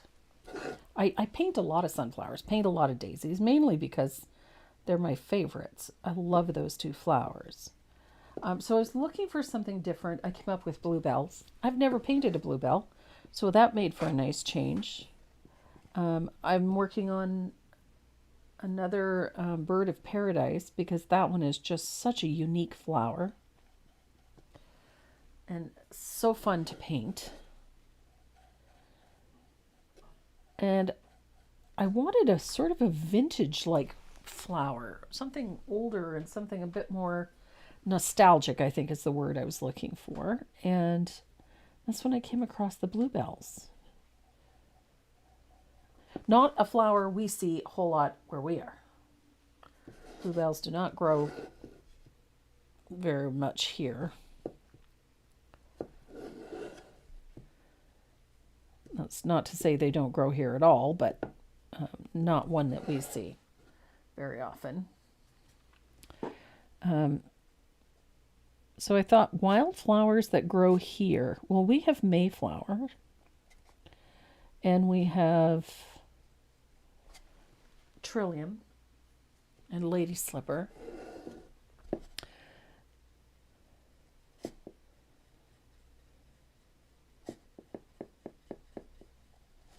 So I'm trying to decide what to do next. I want something unique, something vintage. Something a little out of the ordinary. So there we go. We got a little bit of white on here. I've got two little petals towards the center here I want to pop out. Right there and there. Look at that. There we go. Just makes it a little more unique.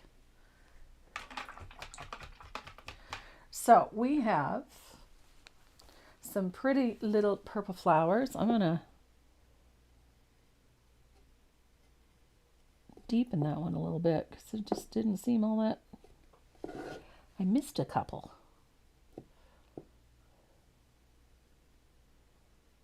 There we go. Okay. I'm happier now.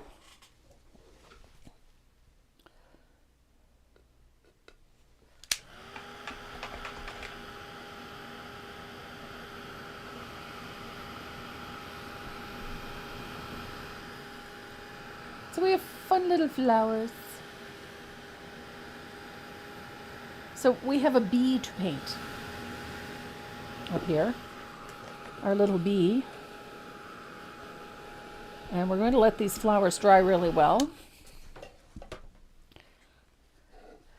And we're going to take our rigger and a little bit of Sunny Day. Because we got a little bumblebee up here. And my little bumblebee.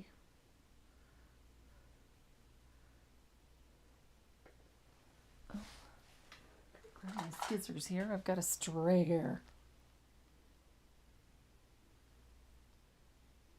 Oh, come on. Oh, would you quit?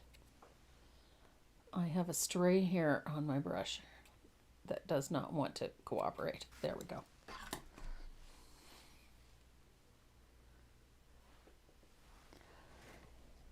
So we're going to base the abdomen of our bumblebee with a little bit of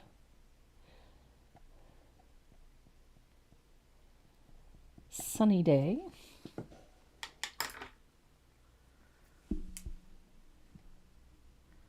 And then his thorax, head and thorax, are going to be based with a little bit of lamp black.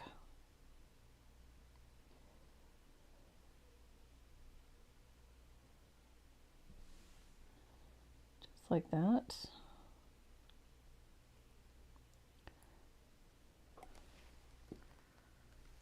And we're going to give him some little dots for legs.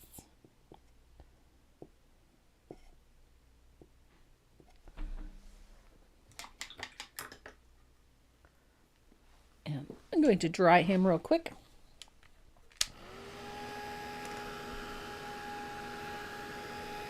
I have to dig out a little bit of orange flame.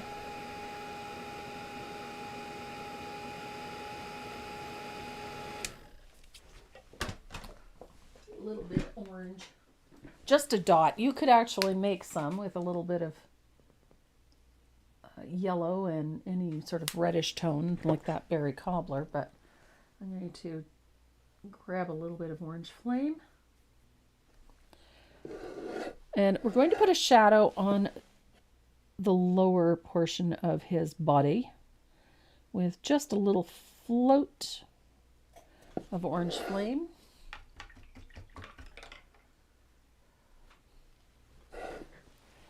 And then I'm going to put a little bit of Bahama blue on his wings. Just close to the body. Float.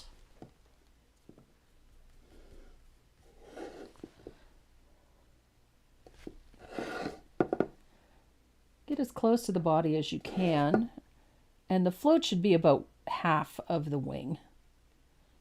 Just so that you get a little bit of blue in there.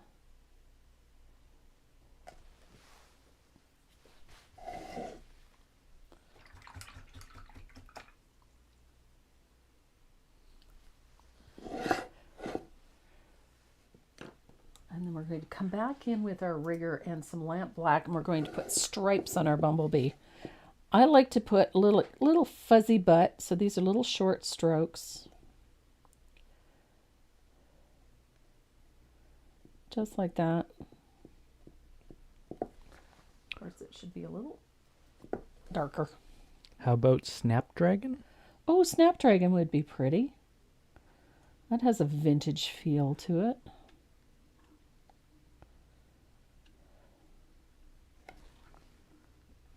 Foxglove, Snapdragon. I love foxglove. Hollyhocks. Yeah. I have great memories of hollyhocks. Summers on the farm. Delphiniums. Delphinium is beautiful. They're tall. Delphinium are really tall and spiky. They're beautiful.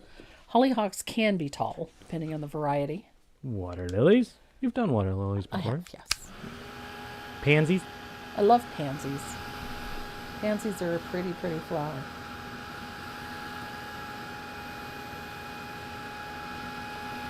So we have a fat bottom little bumblebee.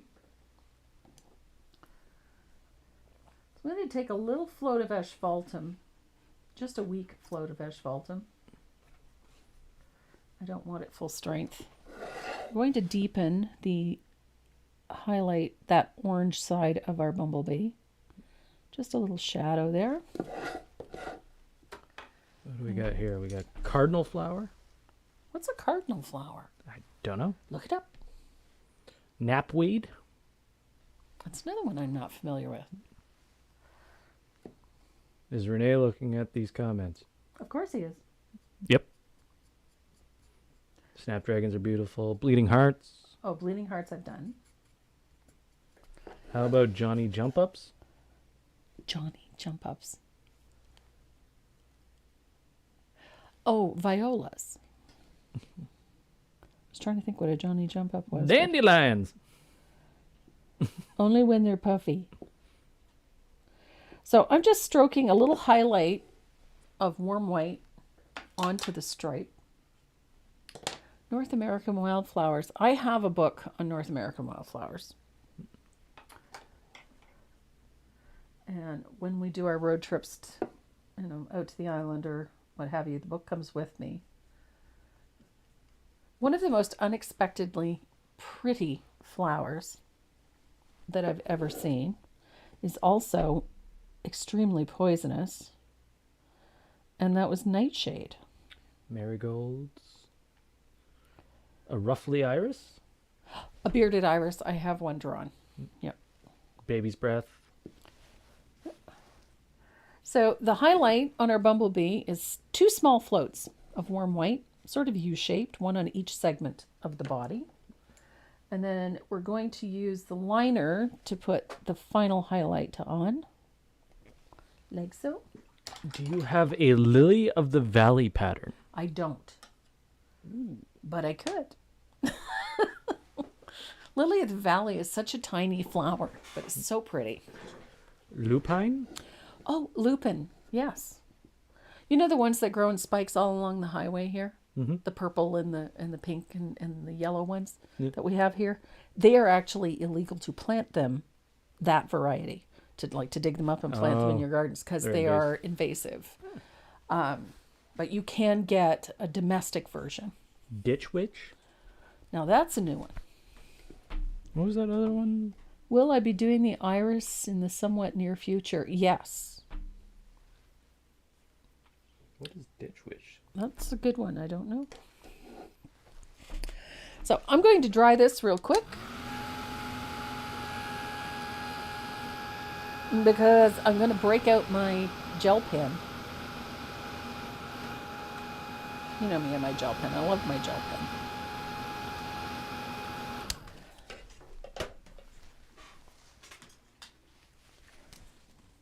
So I'm going to add some little details to my Bumblebee with my gel pen because I like my gel pen. Just a scribbly little outline on the wings. And I do the same thing. And I do the same thing to the body. A ditch witch, from what Google is saying, is a trenching device. Oh, how did you Also say? known as a cable plow. Ditch witch flower.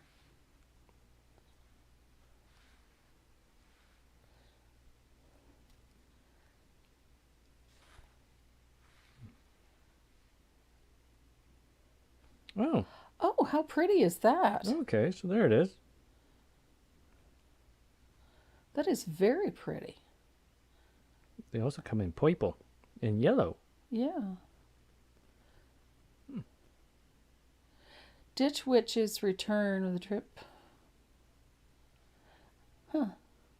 Very pretty. Interesting. Yeah, all I got was stuff for burying cables and creating ditches. Looks like a giant chainsaw. Yeah. We have wild lupin, known as lupinus, here, and it is a very invasive plant. It gets What was that other one? Something knapweed. knapweed. So I've taken the gel pen to my Bumblebee because I love my little Bumblebee. And I'm going to do something similar to each of the petals. And in the center, I'm going to add just some fun little center veins. And when I outline these flowers, I don't do it neat and tidy. I kind of like the irregularities. They do not have to be perfect. I don't like a hard edge, a hard straight edge on these. I find that it just makes the flowers look stiff. So I have a tendency to make them a little wonky. I like the softness of it.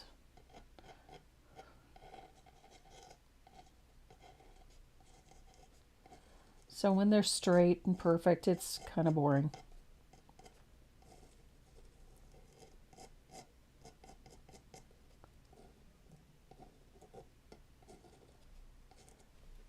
Just like so. And again, this is forgiving. It'll allow you to get away with a lot. So those flowers don't need to be perfect.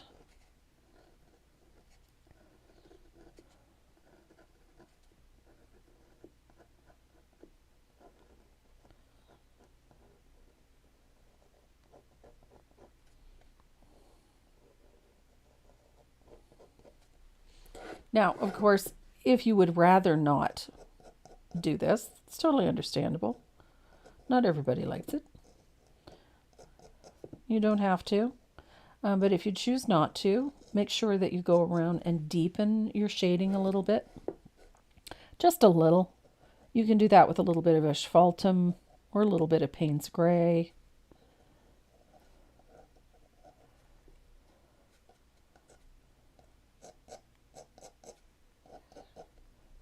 So, and you do that to each of those flowers.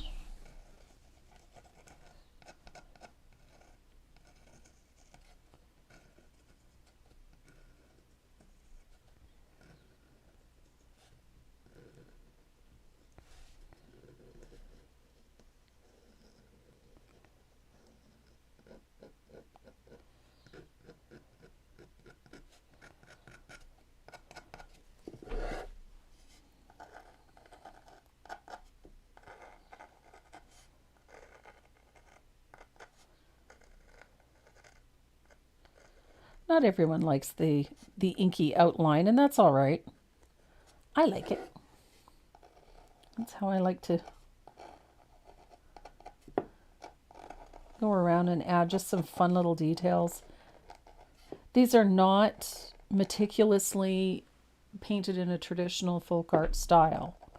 And so I have absolutely no issues with adding a non-traditional element like bringing in a little bit of ink.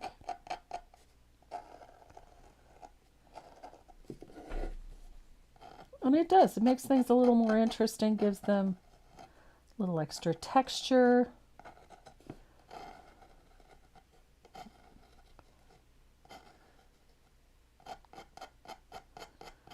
And it's fun.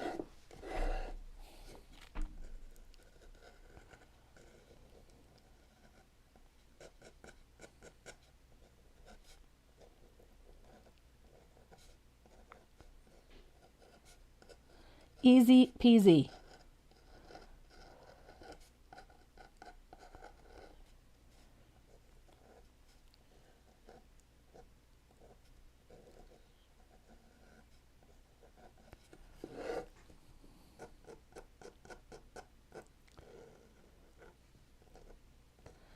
Easy, easy, easy. Renee's lost in Google land. Googling flowers. Whoa. What did you find? I don't know. Is it a flower? Yep. Is it pretty? I don't know if it's real. Oh. What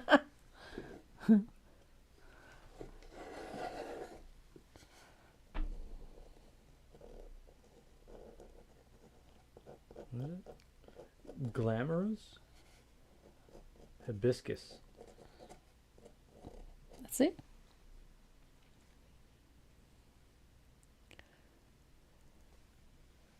Yes, it is. Yeah. Yeah. That is. It's also known as a rainbow hibiscus.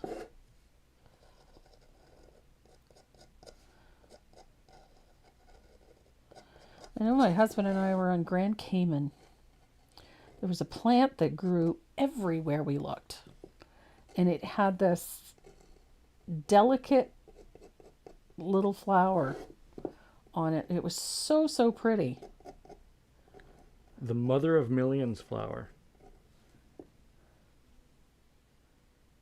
Okay, I bet you that falls into the orchid category.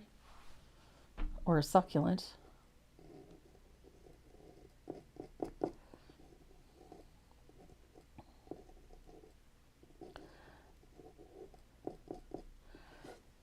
You start looking up orchids. You can be there for quite some time. As there's a great many flowers, even in North America, that fall into the orchid category. They're not exclusively found in tropical regions. So they're... There's knapweed. Oh, that's pretty. It's like a thistle. Yeah. Yeah. That's very pretty. Thistle has appeals to me too. I think that would be a fun one to paint. So, almost there. Would using the white gel pen work as well? It would. Keep in mind, though, that if it's a bright white, it's going to stand out like a bear on a bicycle. I tend to go with black because I want to sharpen the contrast. If it was white, it'll tend to be quite bright. So we have purple flowers. Everything's outlined. Bumblebee is done. Our flowers are done. We're going to do a really simple center for this. I'm going to use the handle on my rigger brush. If you prefer to use a stylus, by all means, use the stylus. And I'm going to start with a little bit of Sunny Day. And we're going to come into the center. Actually, I better shade this first. So. Oh, okay. Here in the Netherlands, we have a flower called Painter's Sadness. Oh, interesting.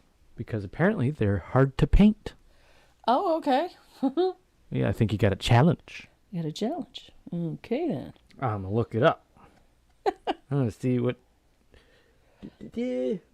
So I'm putting a U-shaped float in the center of each of these flowers with a little bit of lamp black.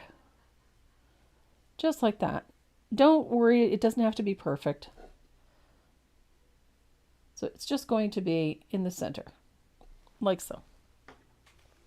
And I'm going to start with a little bit of Sunny Day. And we're going to start adding dip dots to the center all the way around. They can be large, small, variety of sizes. It's okay. And they can overlap that center bit a little bit as well. So we're just going to create a circle around the center, like so. Variety of sizes. Don't think they have to be perfect, and try to avoid doing them in rows. Do them quite randomly.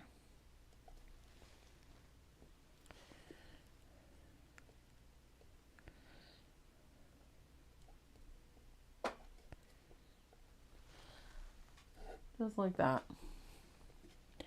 And I'm going to do the same thing.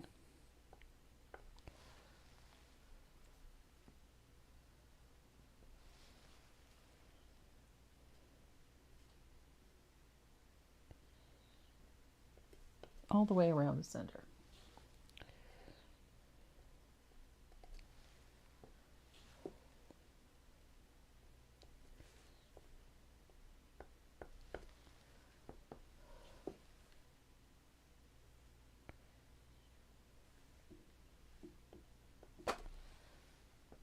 Easy peasy.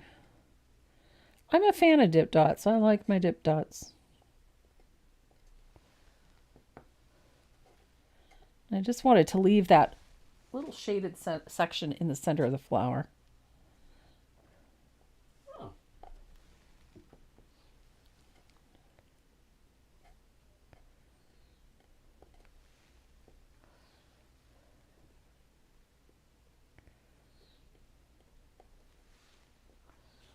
And doop. So we're doing that with Okay. little St. Patrick's cabbage. bit. Okay. Interesting. Yeah, that's the plant, Okay. also known as London's Pride. Okay. I take it has a flower. It does have a flower.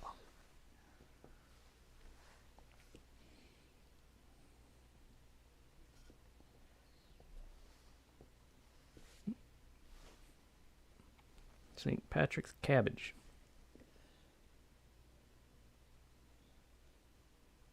So prior to blooming, that's what it looks like. Oh, pretty. It looks like a... Looks like a cabbage. Okay. But after it blooms, a bunch of little white and red flowers. Oh, wow. Neat. They kind of spring out of the center of each head of cabbage. Wow. So we have yellow. And then I'm going to use antique green next. I'm going to dry this, though. I have to refresh the chat because I'm not getting anything new here.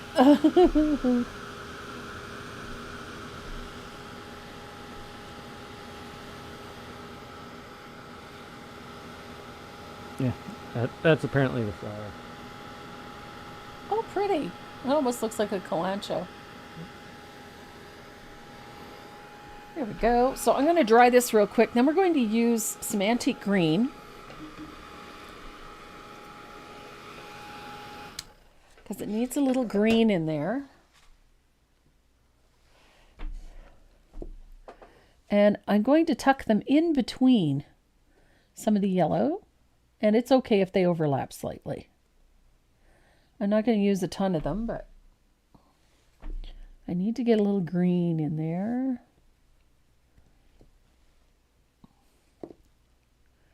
Getting that first row of yellow in there is what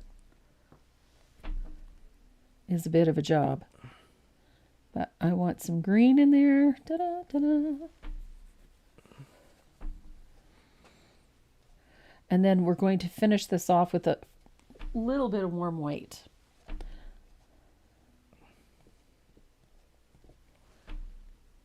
Just to make that center pop a little bit. So then we got some antique green.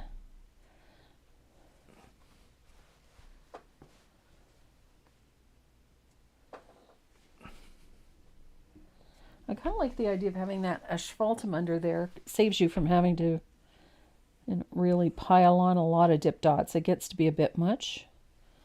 And this way you get all of the colors. Some of the brown showing, some of the green showing, some of the yellow.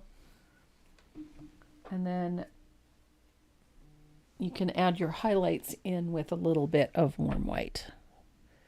And I don't want to do the warm white over the top because it can end up looking a little too bright. So I'm just putting a few in. It just helps add a little texture to things.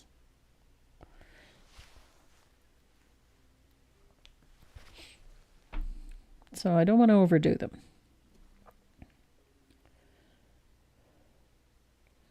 And it's just a fun way to add a little light to the center without getting over the top.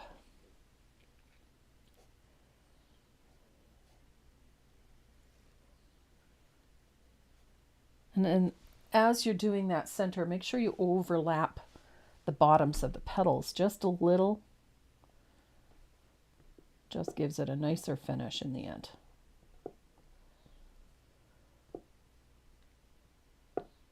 There we go.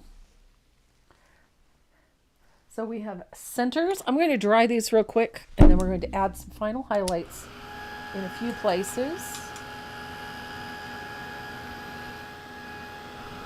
We're going to add a highlight on each of these little berries on the upper right. Just a little dot of warm white.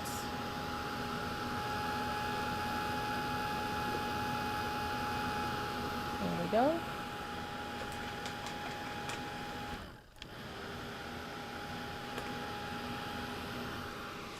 And then I'm going to dig out my liner brush. I want to make sure all of these dots are nice and dry. I'm going to dig out my liner brush, and we're going to do all of the stems and finish off the leaves.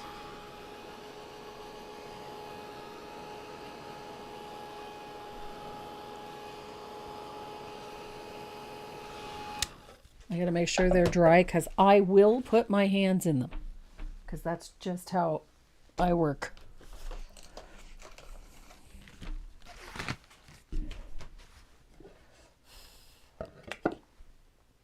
I like it. So liner brush. I'm working with my favorite liner, which is my Micron extra long detail liner. It's a 10-aught. And I'm going to thin a little bit of that margarita that we used for the highlights on the leaves. I'm going to thin a little bit of that out. And I'm going to bring in a little bit of warm white. Not that I want a really light green, but I need it to be a little more opaque. That's all. So, little touch of white to it. There we go. And we're going to add a scribbly detail to the edges of our leaves.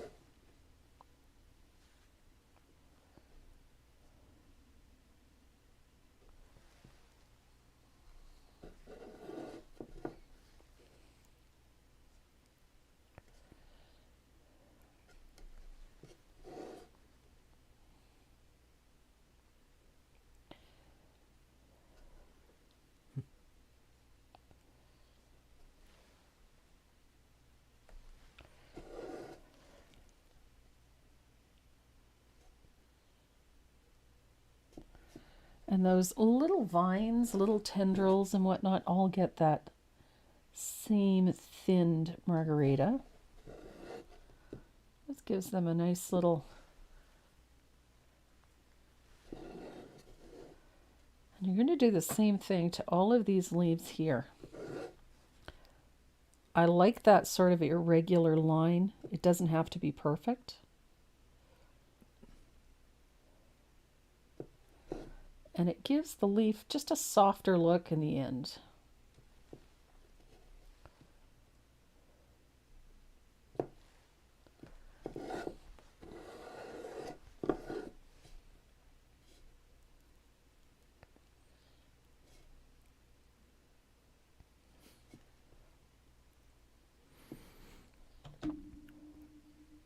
You know, one of my guards texting me about the flood. Oh. The flood warnings. Okay. Nothing to... Is the walking path behind the art gallery still accessible? Like you can walk the full length of it? Yeah. No worries. Nothing to worry about. Okay. It's all good. Yeah. If that's not underwater, we're good. Yeah. So I've got a little bit of that black green. If you used plantation pine to shade with, use that. I've got a little bit of that black green left. So I'm going to use that for the stems for these berries.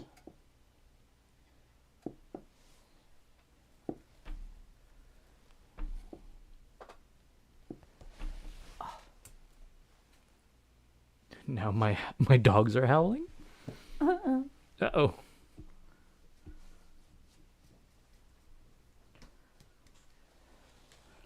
Maze is very quiet right now.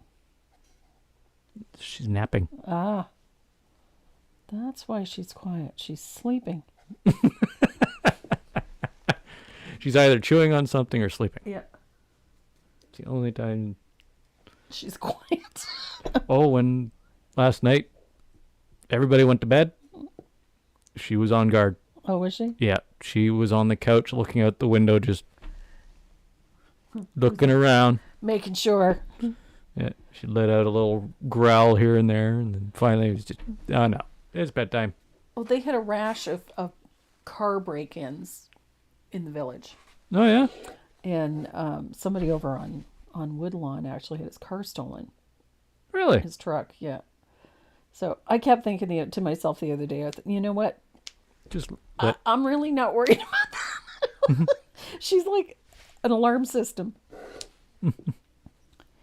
Just open the door. Yeah, just open the door. She'll take care of it. Yep.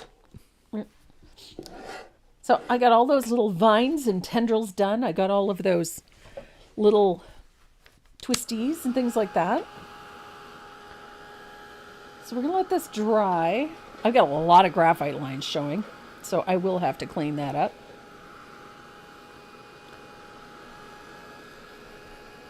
So let's talk about the lettering. I wanted to show you something because this is something that, well, actually, people ask me a lot. So let's talk about it.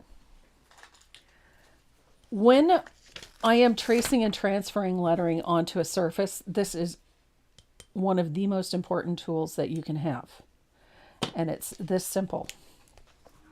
Straight edge metal ruler, cork back. The cork back keeps the ruler from moving quite a lot. The steel edge, I don't use a plastic ruler for a couple of reasons. And let me show you why. They get chipped. And when they get chipped, they no longer make a straight line. So these are fine for, whatever else you're doing. But if you're doing lettering, you need a crisp, clean line.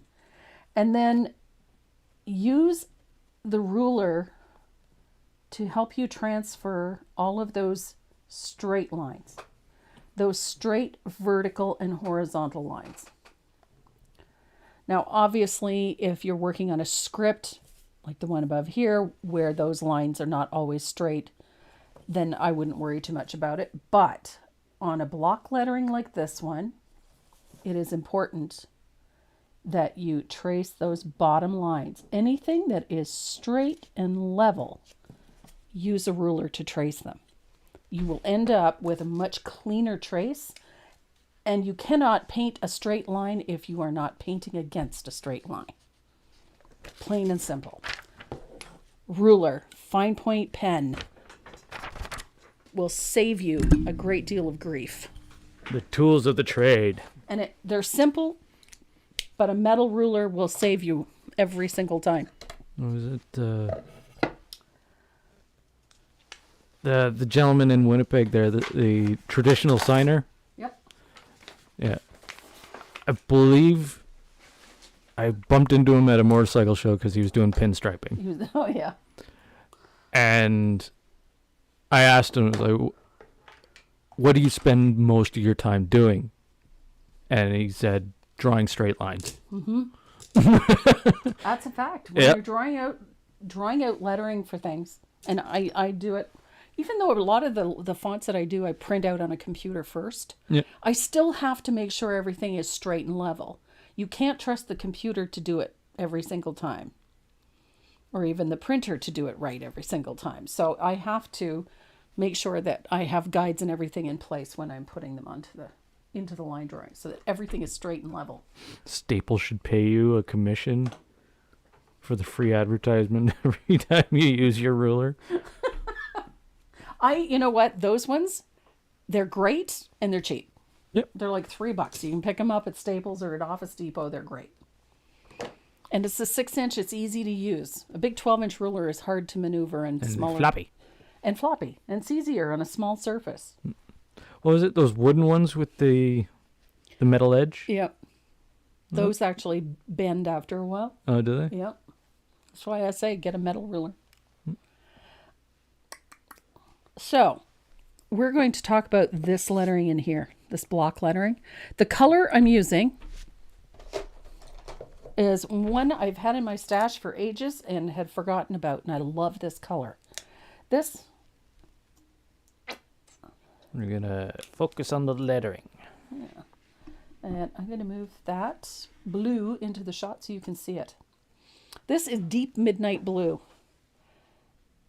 It is sort of a navy blue, but more opaque and a little gray. It's got a nice gray tone to it. Really like that color. I'm going to grab some fast dry glaze. And I'm working with a number 2 rigger. And I'm going to thin out some of that midnight blue, that deep midnight blue, with a little bit of Joe Sonia's. And you want your brush to have paint in it, not on it, meaning that that brush is going to look like it's full. When you look at it, it looks like it's full, but it doesn't have a gob of paint at the end. So then you're going to tap it until it squares off. So see how my brush is squared? That's what you want, is that nice chisel edge. So when I come over to my painted piece, I can go right to the edge and I can press down until it fills the space. Just like that. And it has a square edge, so I can paint into tight corners like that.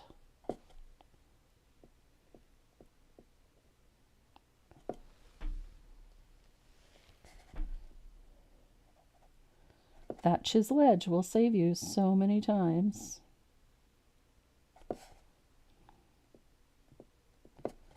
Because you can turn it on its chisel edge.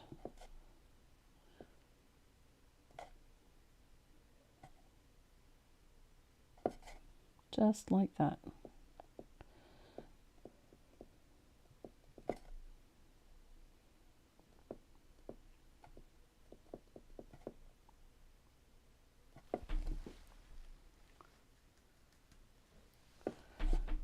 And when you're painting round letters like this,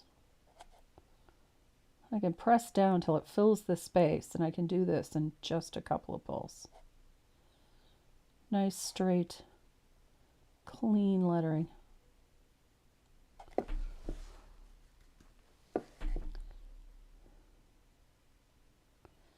That number 2 rigger will paint up to 1/4 inch wide.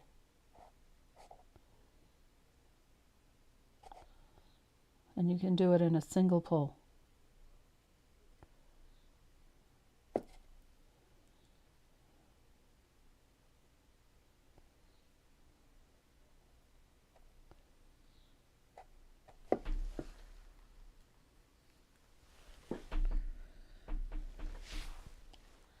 This blue looks so nice on this background. It's that little touch of gray that's in it. It just works really well with that sort of, false wood grain in the background.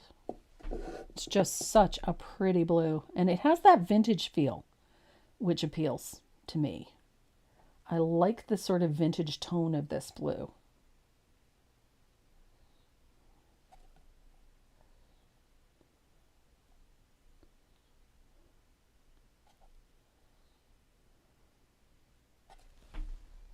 And it's a pretty, pretty blue.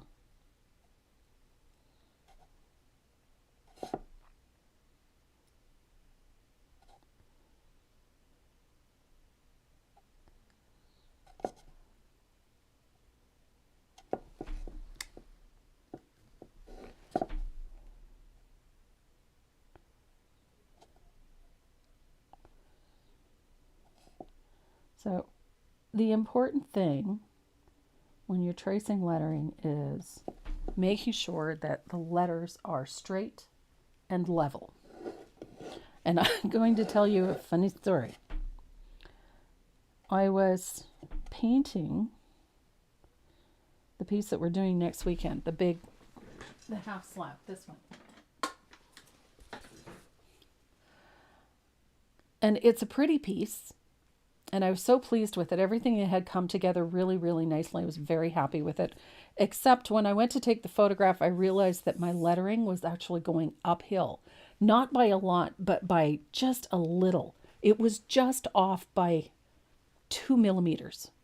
But from here to here, that 2 millimeters made a noticeable difference. And I didn't see it until I went to take the photograph. And then I realized that at first I thought it was just the angle that I was taking the photo at, but then I realized that the lettering was very crooked. It drove me crazy. So I had to paint out the background on this piece completely, redo the stenciling and everything in the background, and then put the lettering on straight.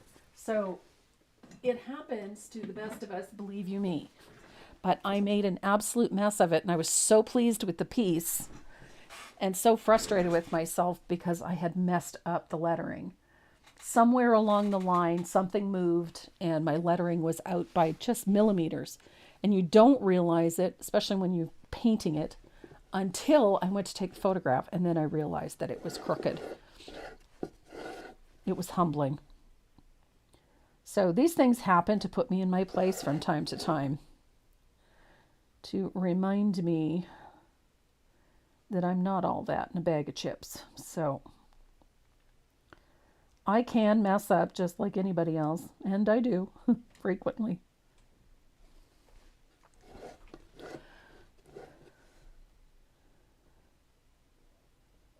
But it is so easy for bad lettering to ruin a piece.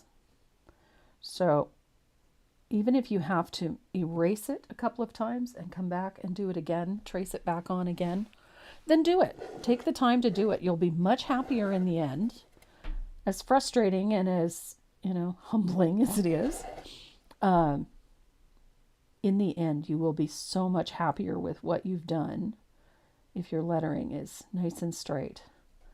I do not often desire to get things perfectly, but lettering is one of those things. It doesn't have to be perfect, but it does need to be straight and level. You can make little wobbles and bobbles in lettering, and you can make that work for you. But if it's going uphill,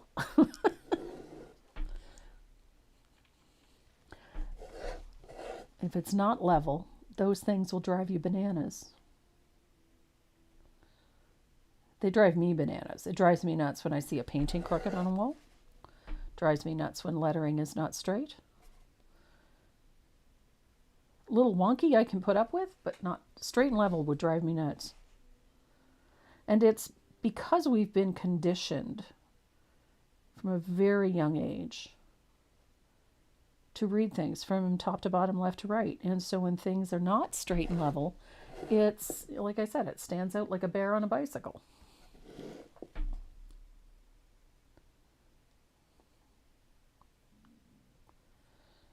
Ta-da! I like this lettering. I chose a vintage font. This is an older font. I chose a vintage font for this one because I really like the vintage look of this. It's slightly modernized a little bit. So I'm going to dry this, and then we're going to add a highlight to the tops of our letters.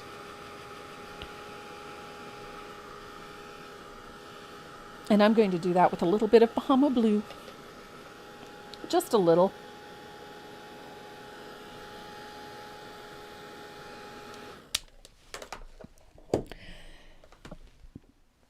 And I'm going to use a small angled shader. I'm going to use a 3/8. The one I use is the Faux Squirrel. And we're going to use a little bit of Bahama Blue, just a little. And this is not a perfect float. Oh my goodness, I'm down to like drops of paint. What am I going to do? So a little bit of Bahama Blue on the brush. I'm going to blend it out. I don't want it full strength. I want this to have sort of a grayed out look to it. And I'm going to highlight the tops of the letters, but I'm not going right to the edge. I'm going to come in just slightly from the edge, just slightly. I want a little sliver of that blue at the top. Just a little sliver. And I'm going to walk it down a little. Like I said, I don't want this to be a perfect float. I need a little more moisture. There we go.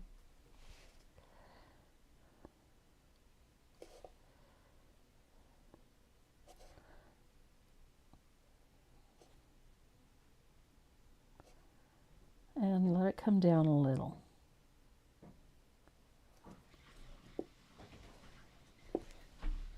So it's not an absolutely perfect float. I want it to be a little rustic, a little distressed looking. And so I'm not putzing with it too much. I want that little dark edge on it. Just a little.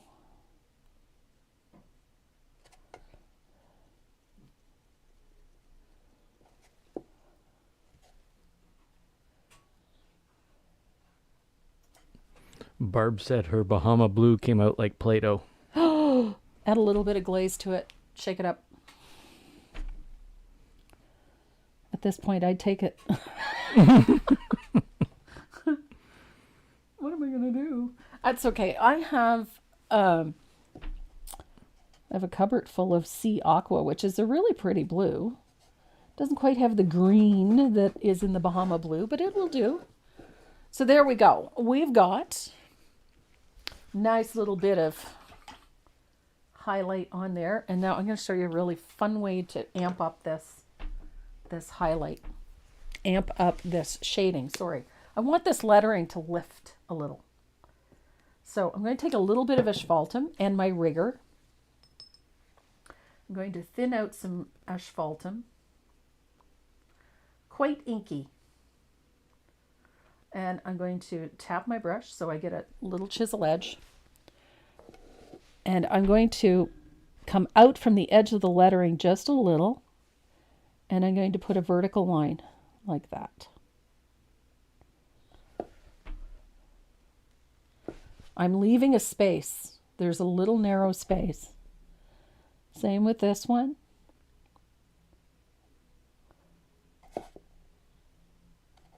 Like that.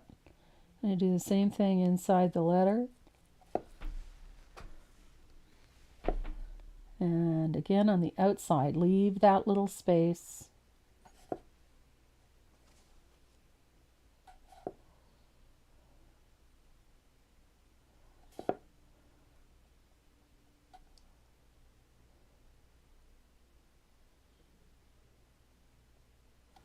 It's a narrow space, but it's effective. It doesn't have to be wide.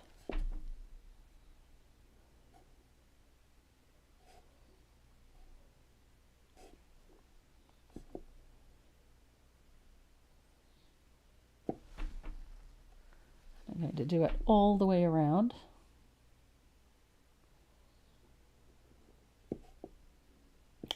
There we go.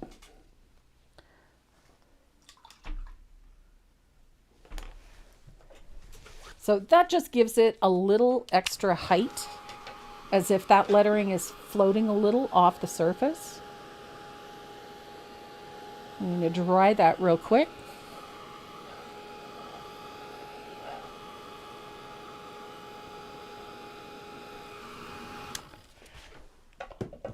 Now, this lettering up here can be done with a rigger. It can be done with a liner.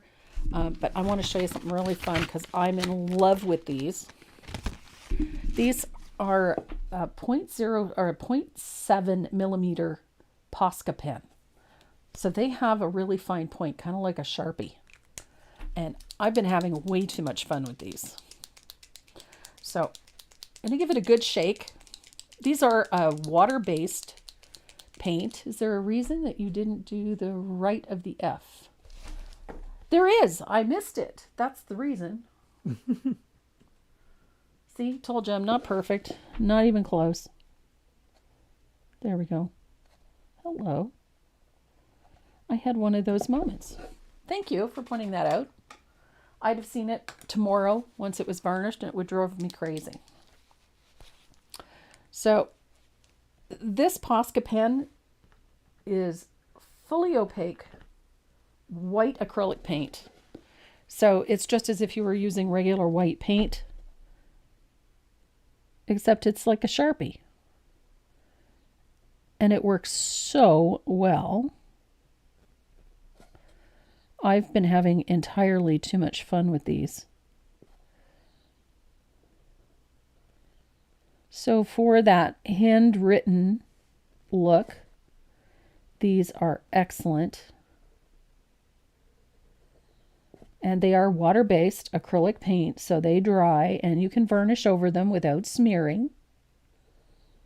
You can do everything that you could do if they were just done with acrylic paint, with your regular Americanas.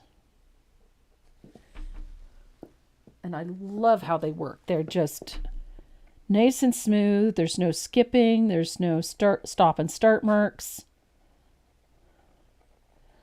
They're nicely opaque. And they work beautifully with our Americana paints as well.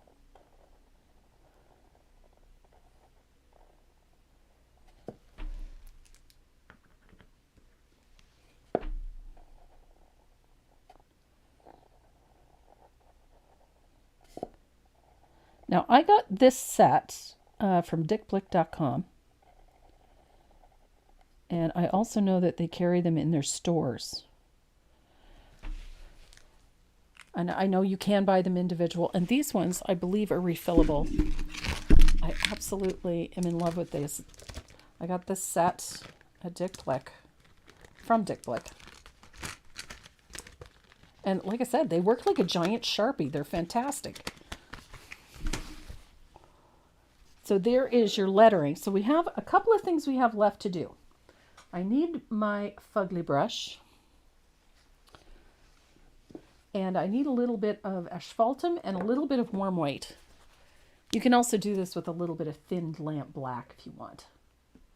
But I'm rather partial to the asphaltum. So I'm going to start with warm white. I'm going to thin a little bit of it out on my fugly brush. And we're going to spatter with a little bit of warm white. How much you do is entirely up to you. I like the white. I find it just softens things nicely. A little bit spatter of warm white. The Posca pens don't have a roller ball, no. No, it's just like a Sharpie. It has a tip like a Sharpie. Yeah, felt tip. It's a felt tip. That's the word. Couldn't get there from here. And then I'm going to take a little bit of asphaltum and thin that out. And I'm going to spatter with that as well. I like me some spatter. Now, the one thing I haven't done to this piece is that sort of rolled edge that we did with the original background. So I'm going to do that now. Because I can, and it's my piece, I can do whatever I want. I'm the boss of me. My party. My party, and I can roll if I want to. So I'm going to thin out a little bit of lamp black. And I'm just going to do a little bit. I don't want to do it too heavily. I've always loved this look on this. It's just fun. I want this to look like an old country sign. You know, that's been around the block a few times.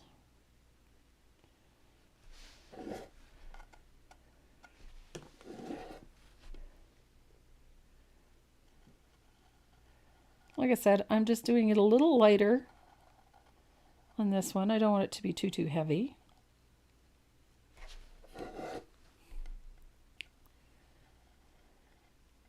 And then we're going to do something fun with a little bit of metallic.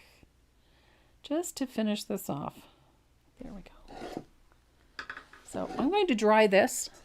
And then we're going to use a metallic pen to add a little bit of a border in. Just for fun.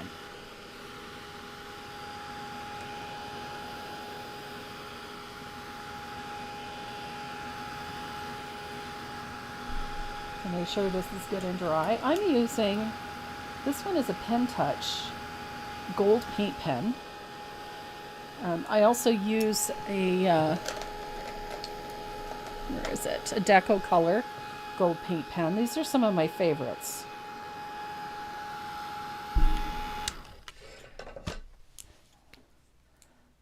Now this one, the Pen Touch, has this, a bullet point, but it's very fine. And this one has that bullet point as well, or chisel point. So you can use either one of those, depending on how thick or thin you want your border. Let's try this Pen Touch one. So this is nice and dry. Now I'm going to come in about a ½ an inch. I think I need my pencil. Okay, 3/4 of an inch. That's what I'm going to do. So 3/4 of an inch in from the edge, like so. I'm just putting a mark in so that I know where. They can't see. I know. So 3/4 of an inch.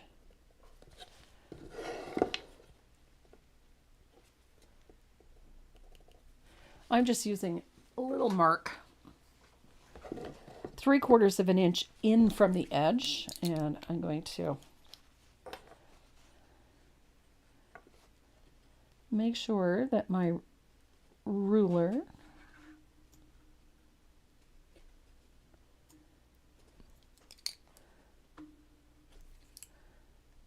I'm going to put a gold mark like so.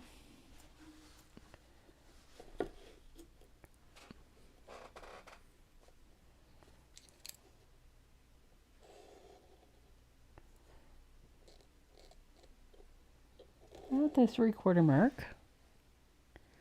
And I'm going to stop my gold border just before it hits the lettering.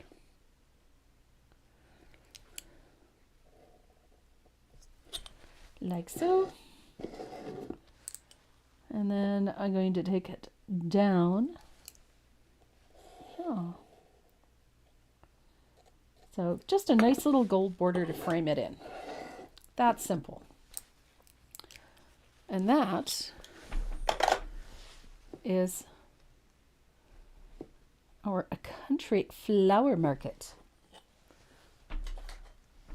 This is a fun little piece, whether it's painted on that 6x6 postage stamp or on a, or 8x8, sorry, an 8x8 postage stamp or on an 8x8 artist panel or even a canvas. It's a cute little piece. It's fun to hang. It'll look great for spring and for summer. Actually, you could hang it up all year round, but super easy to do. Just takes a couple of hours to bang that one out. You can do it in a weekend. It is a fun, fun project. Easy peasy. Easy peasy. I enjoyed this. I can't see my white lettering. What should I do? You know what? That's an easy fix. I'll get Renee to put the camera down again. I want to show you something really easy. If you find that your white lettering is not standing out too well on your background, even though you've put a little shading in, here's a little trick. Take your black pen and put a black line on the inside right of the lettering. On all of those right sides.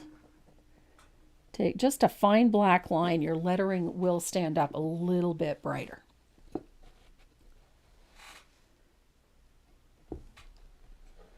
So all you have to do is just pop in a darker line if you find your white is not standing out well enough. If it continues to not stand out well enough, change it over to a dark one instead. It will work perfectly. There we go. Boop. Easy fix.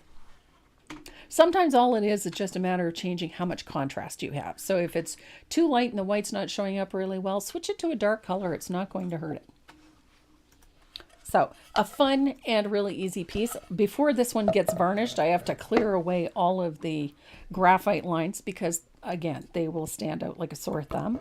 But this one is a lot of fun, and it's a great way to decorate a small space. I have a tier tray that mine is going in, so I'm going to add that with a few other bright and sunny flowers for spring. So Renee is loading up the wheel so that we can do our giveaways. Boom. Boom. Everybody's on there? Everybody's on there. Awesome sauce. All the peoples. All the peoples. And how many do we have on there today? I believe the number is 232. Nice. So 232 people have their names on that wheel. So And go ahead and spin it. I got to shuffle it. He's gonna shuffle. There we go. So the giveaways this week, we have some Dynasty water lily brushes in there, and they're nice big ones. So you've got some nice brushes to choose from. And of course, we have some fun stuff that we toss in as well. We have some goodies from Tombow, which is one of the new glue pens. I'm in love with mine. I think it's a great tool. Eileen Van Etten. Excellent. That's our first winner. Plus, we have some goodies from the Stencil Studio and from Tombow. So there's all kinds of fun stuff in there.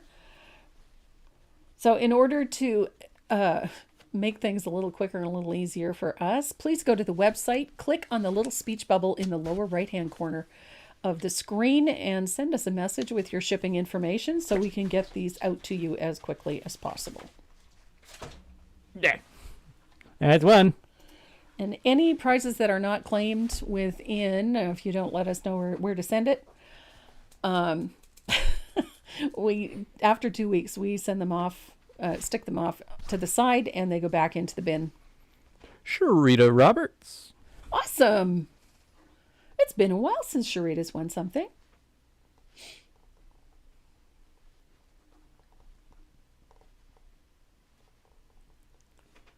There we go. That's 2. And the last one.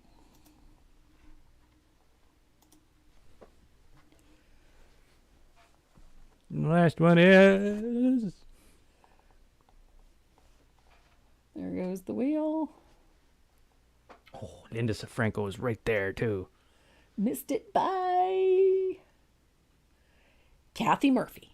Kathy Murphy. Awesome.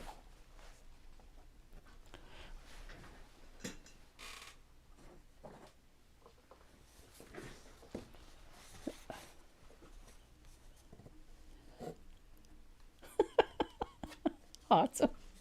That's great. So next Saturday, we are painting this one. Well, Dan. There you go. This is the tag that we were painting next week. This one is so much fun. This one is called Kindness is as Honey, and it's the mate. Actually, this one is also included in the pattern for this one. So both of these pieces are in the same pattern. So if you were looking for the pattern for this piece, you're going to find it in the pattern for this piece. So this one is a lot of fun. We're doing a fun little stencil background on this one. And then, of course, these very pretty anemone. So that is what we have on deck for next Saturday. I'm looking forward to it because I had so much fun painting that piece. I hope you all enjoyed today's project. And if you have any questions about this or any of the projects that we do on the Saturday Lives, all you have to do is hop over to the website, click on the little speech bubble in the lower right-hand corner and send us your question. We're more than happy to answer them for you. And on a side note, the stencil sale has only 24 hours left in that $5 stencil sale, so go and check it out. Don't forget to use your secret coupon code for Happy Easter. Save It's not so secret. It's not so secret, I know that, but yeah, whatever. The super duper secret. Can't be that secret, nobody would use it. So, yes. Look for the Happy Easter secret coupon code. Pop that into your cart when you check out. It'll save you a little extra. And take advantage of that sale because we don't do it very often. Do I sell water lily brushes? No, I don't. I don't retail brushes, but the Brush Guys at thebrushguys.com stocks water lily and my faux squirrel and my fugly brushes and my stencil brushes. So you can get them all in one location. Plus they have a coupon code Tracy M that will save you a little extra over top of their discounted prices. So go and check them out at thebrushguys.com. And if you are in the southeastern part of the U.S., go and check out Sandy McTeer's website at sandymcteerdesign.com. She's got all of my brushes, the faux squirrel and my stencil brushes, plus all of the other fun stuff that I use. So she also stocks them on her website. And for the great little surface that I used for this piece and for the upcoming pieces, if you're looking for them, check out paintingwithdeb.com. She stocks all of my surfaces for me. Plus, we have them as well on our website. So there you go. Everybody have a safe and happy Easter. Enjoy your family and the friends that you're spending time with. And we will see you right here next Saturday, 12 noon Eastern Standard Time for another live. Judy Galt just became a member. Awesome. Thanks for joining us, Judy. And what else was there? Anything? No. Was there anything else? My brain's dead. Is it dead? I think so. Your voice sounds better. It does because the cold medication kicked in, I can tell. You got black paint on your nose. I'm amazed. I probably have paint everywhere. Were you chewing on your pen? No. I did lick my brush, though. Oh. How it got my nose is anybody's guess. Everybody have a happy, happy Easter. Mwah. We love you. Stay safe. And pet your dog. And pet your dog. We got a bit button. Did you hear this? No. Of course not. Why would you do that? I'm trying to... Okay, that muted you. I have to use my mouse to click it. Bye, everybody. Pet your dog.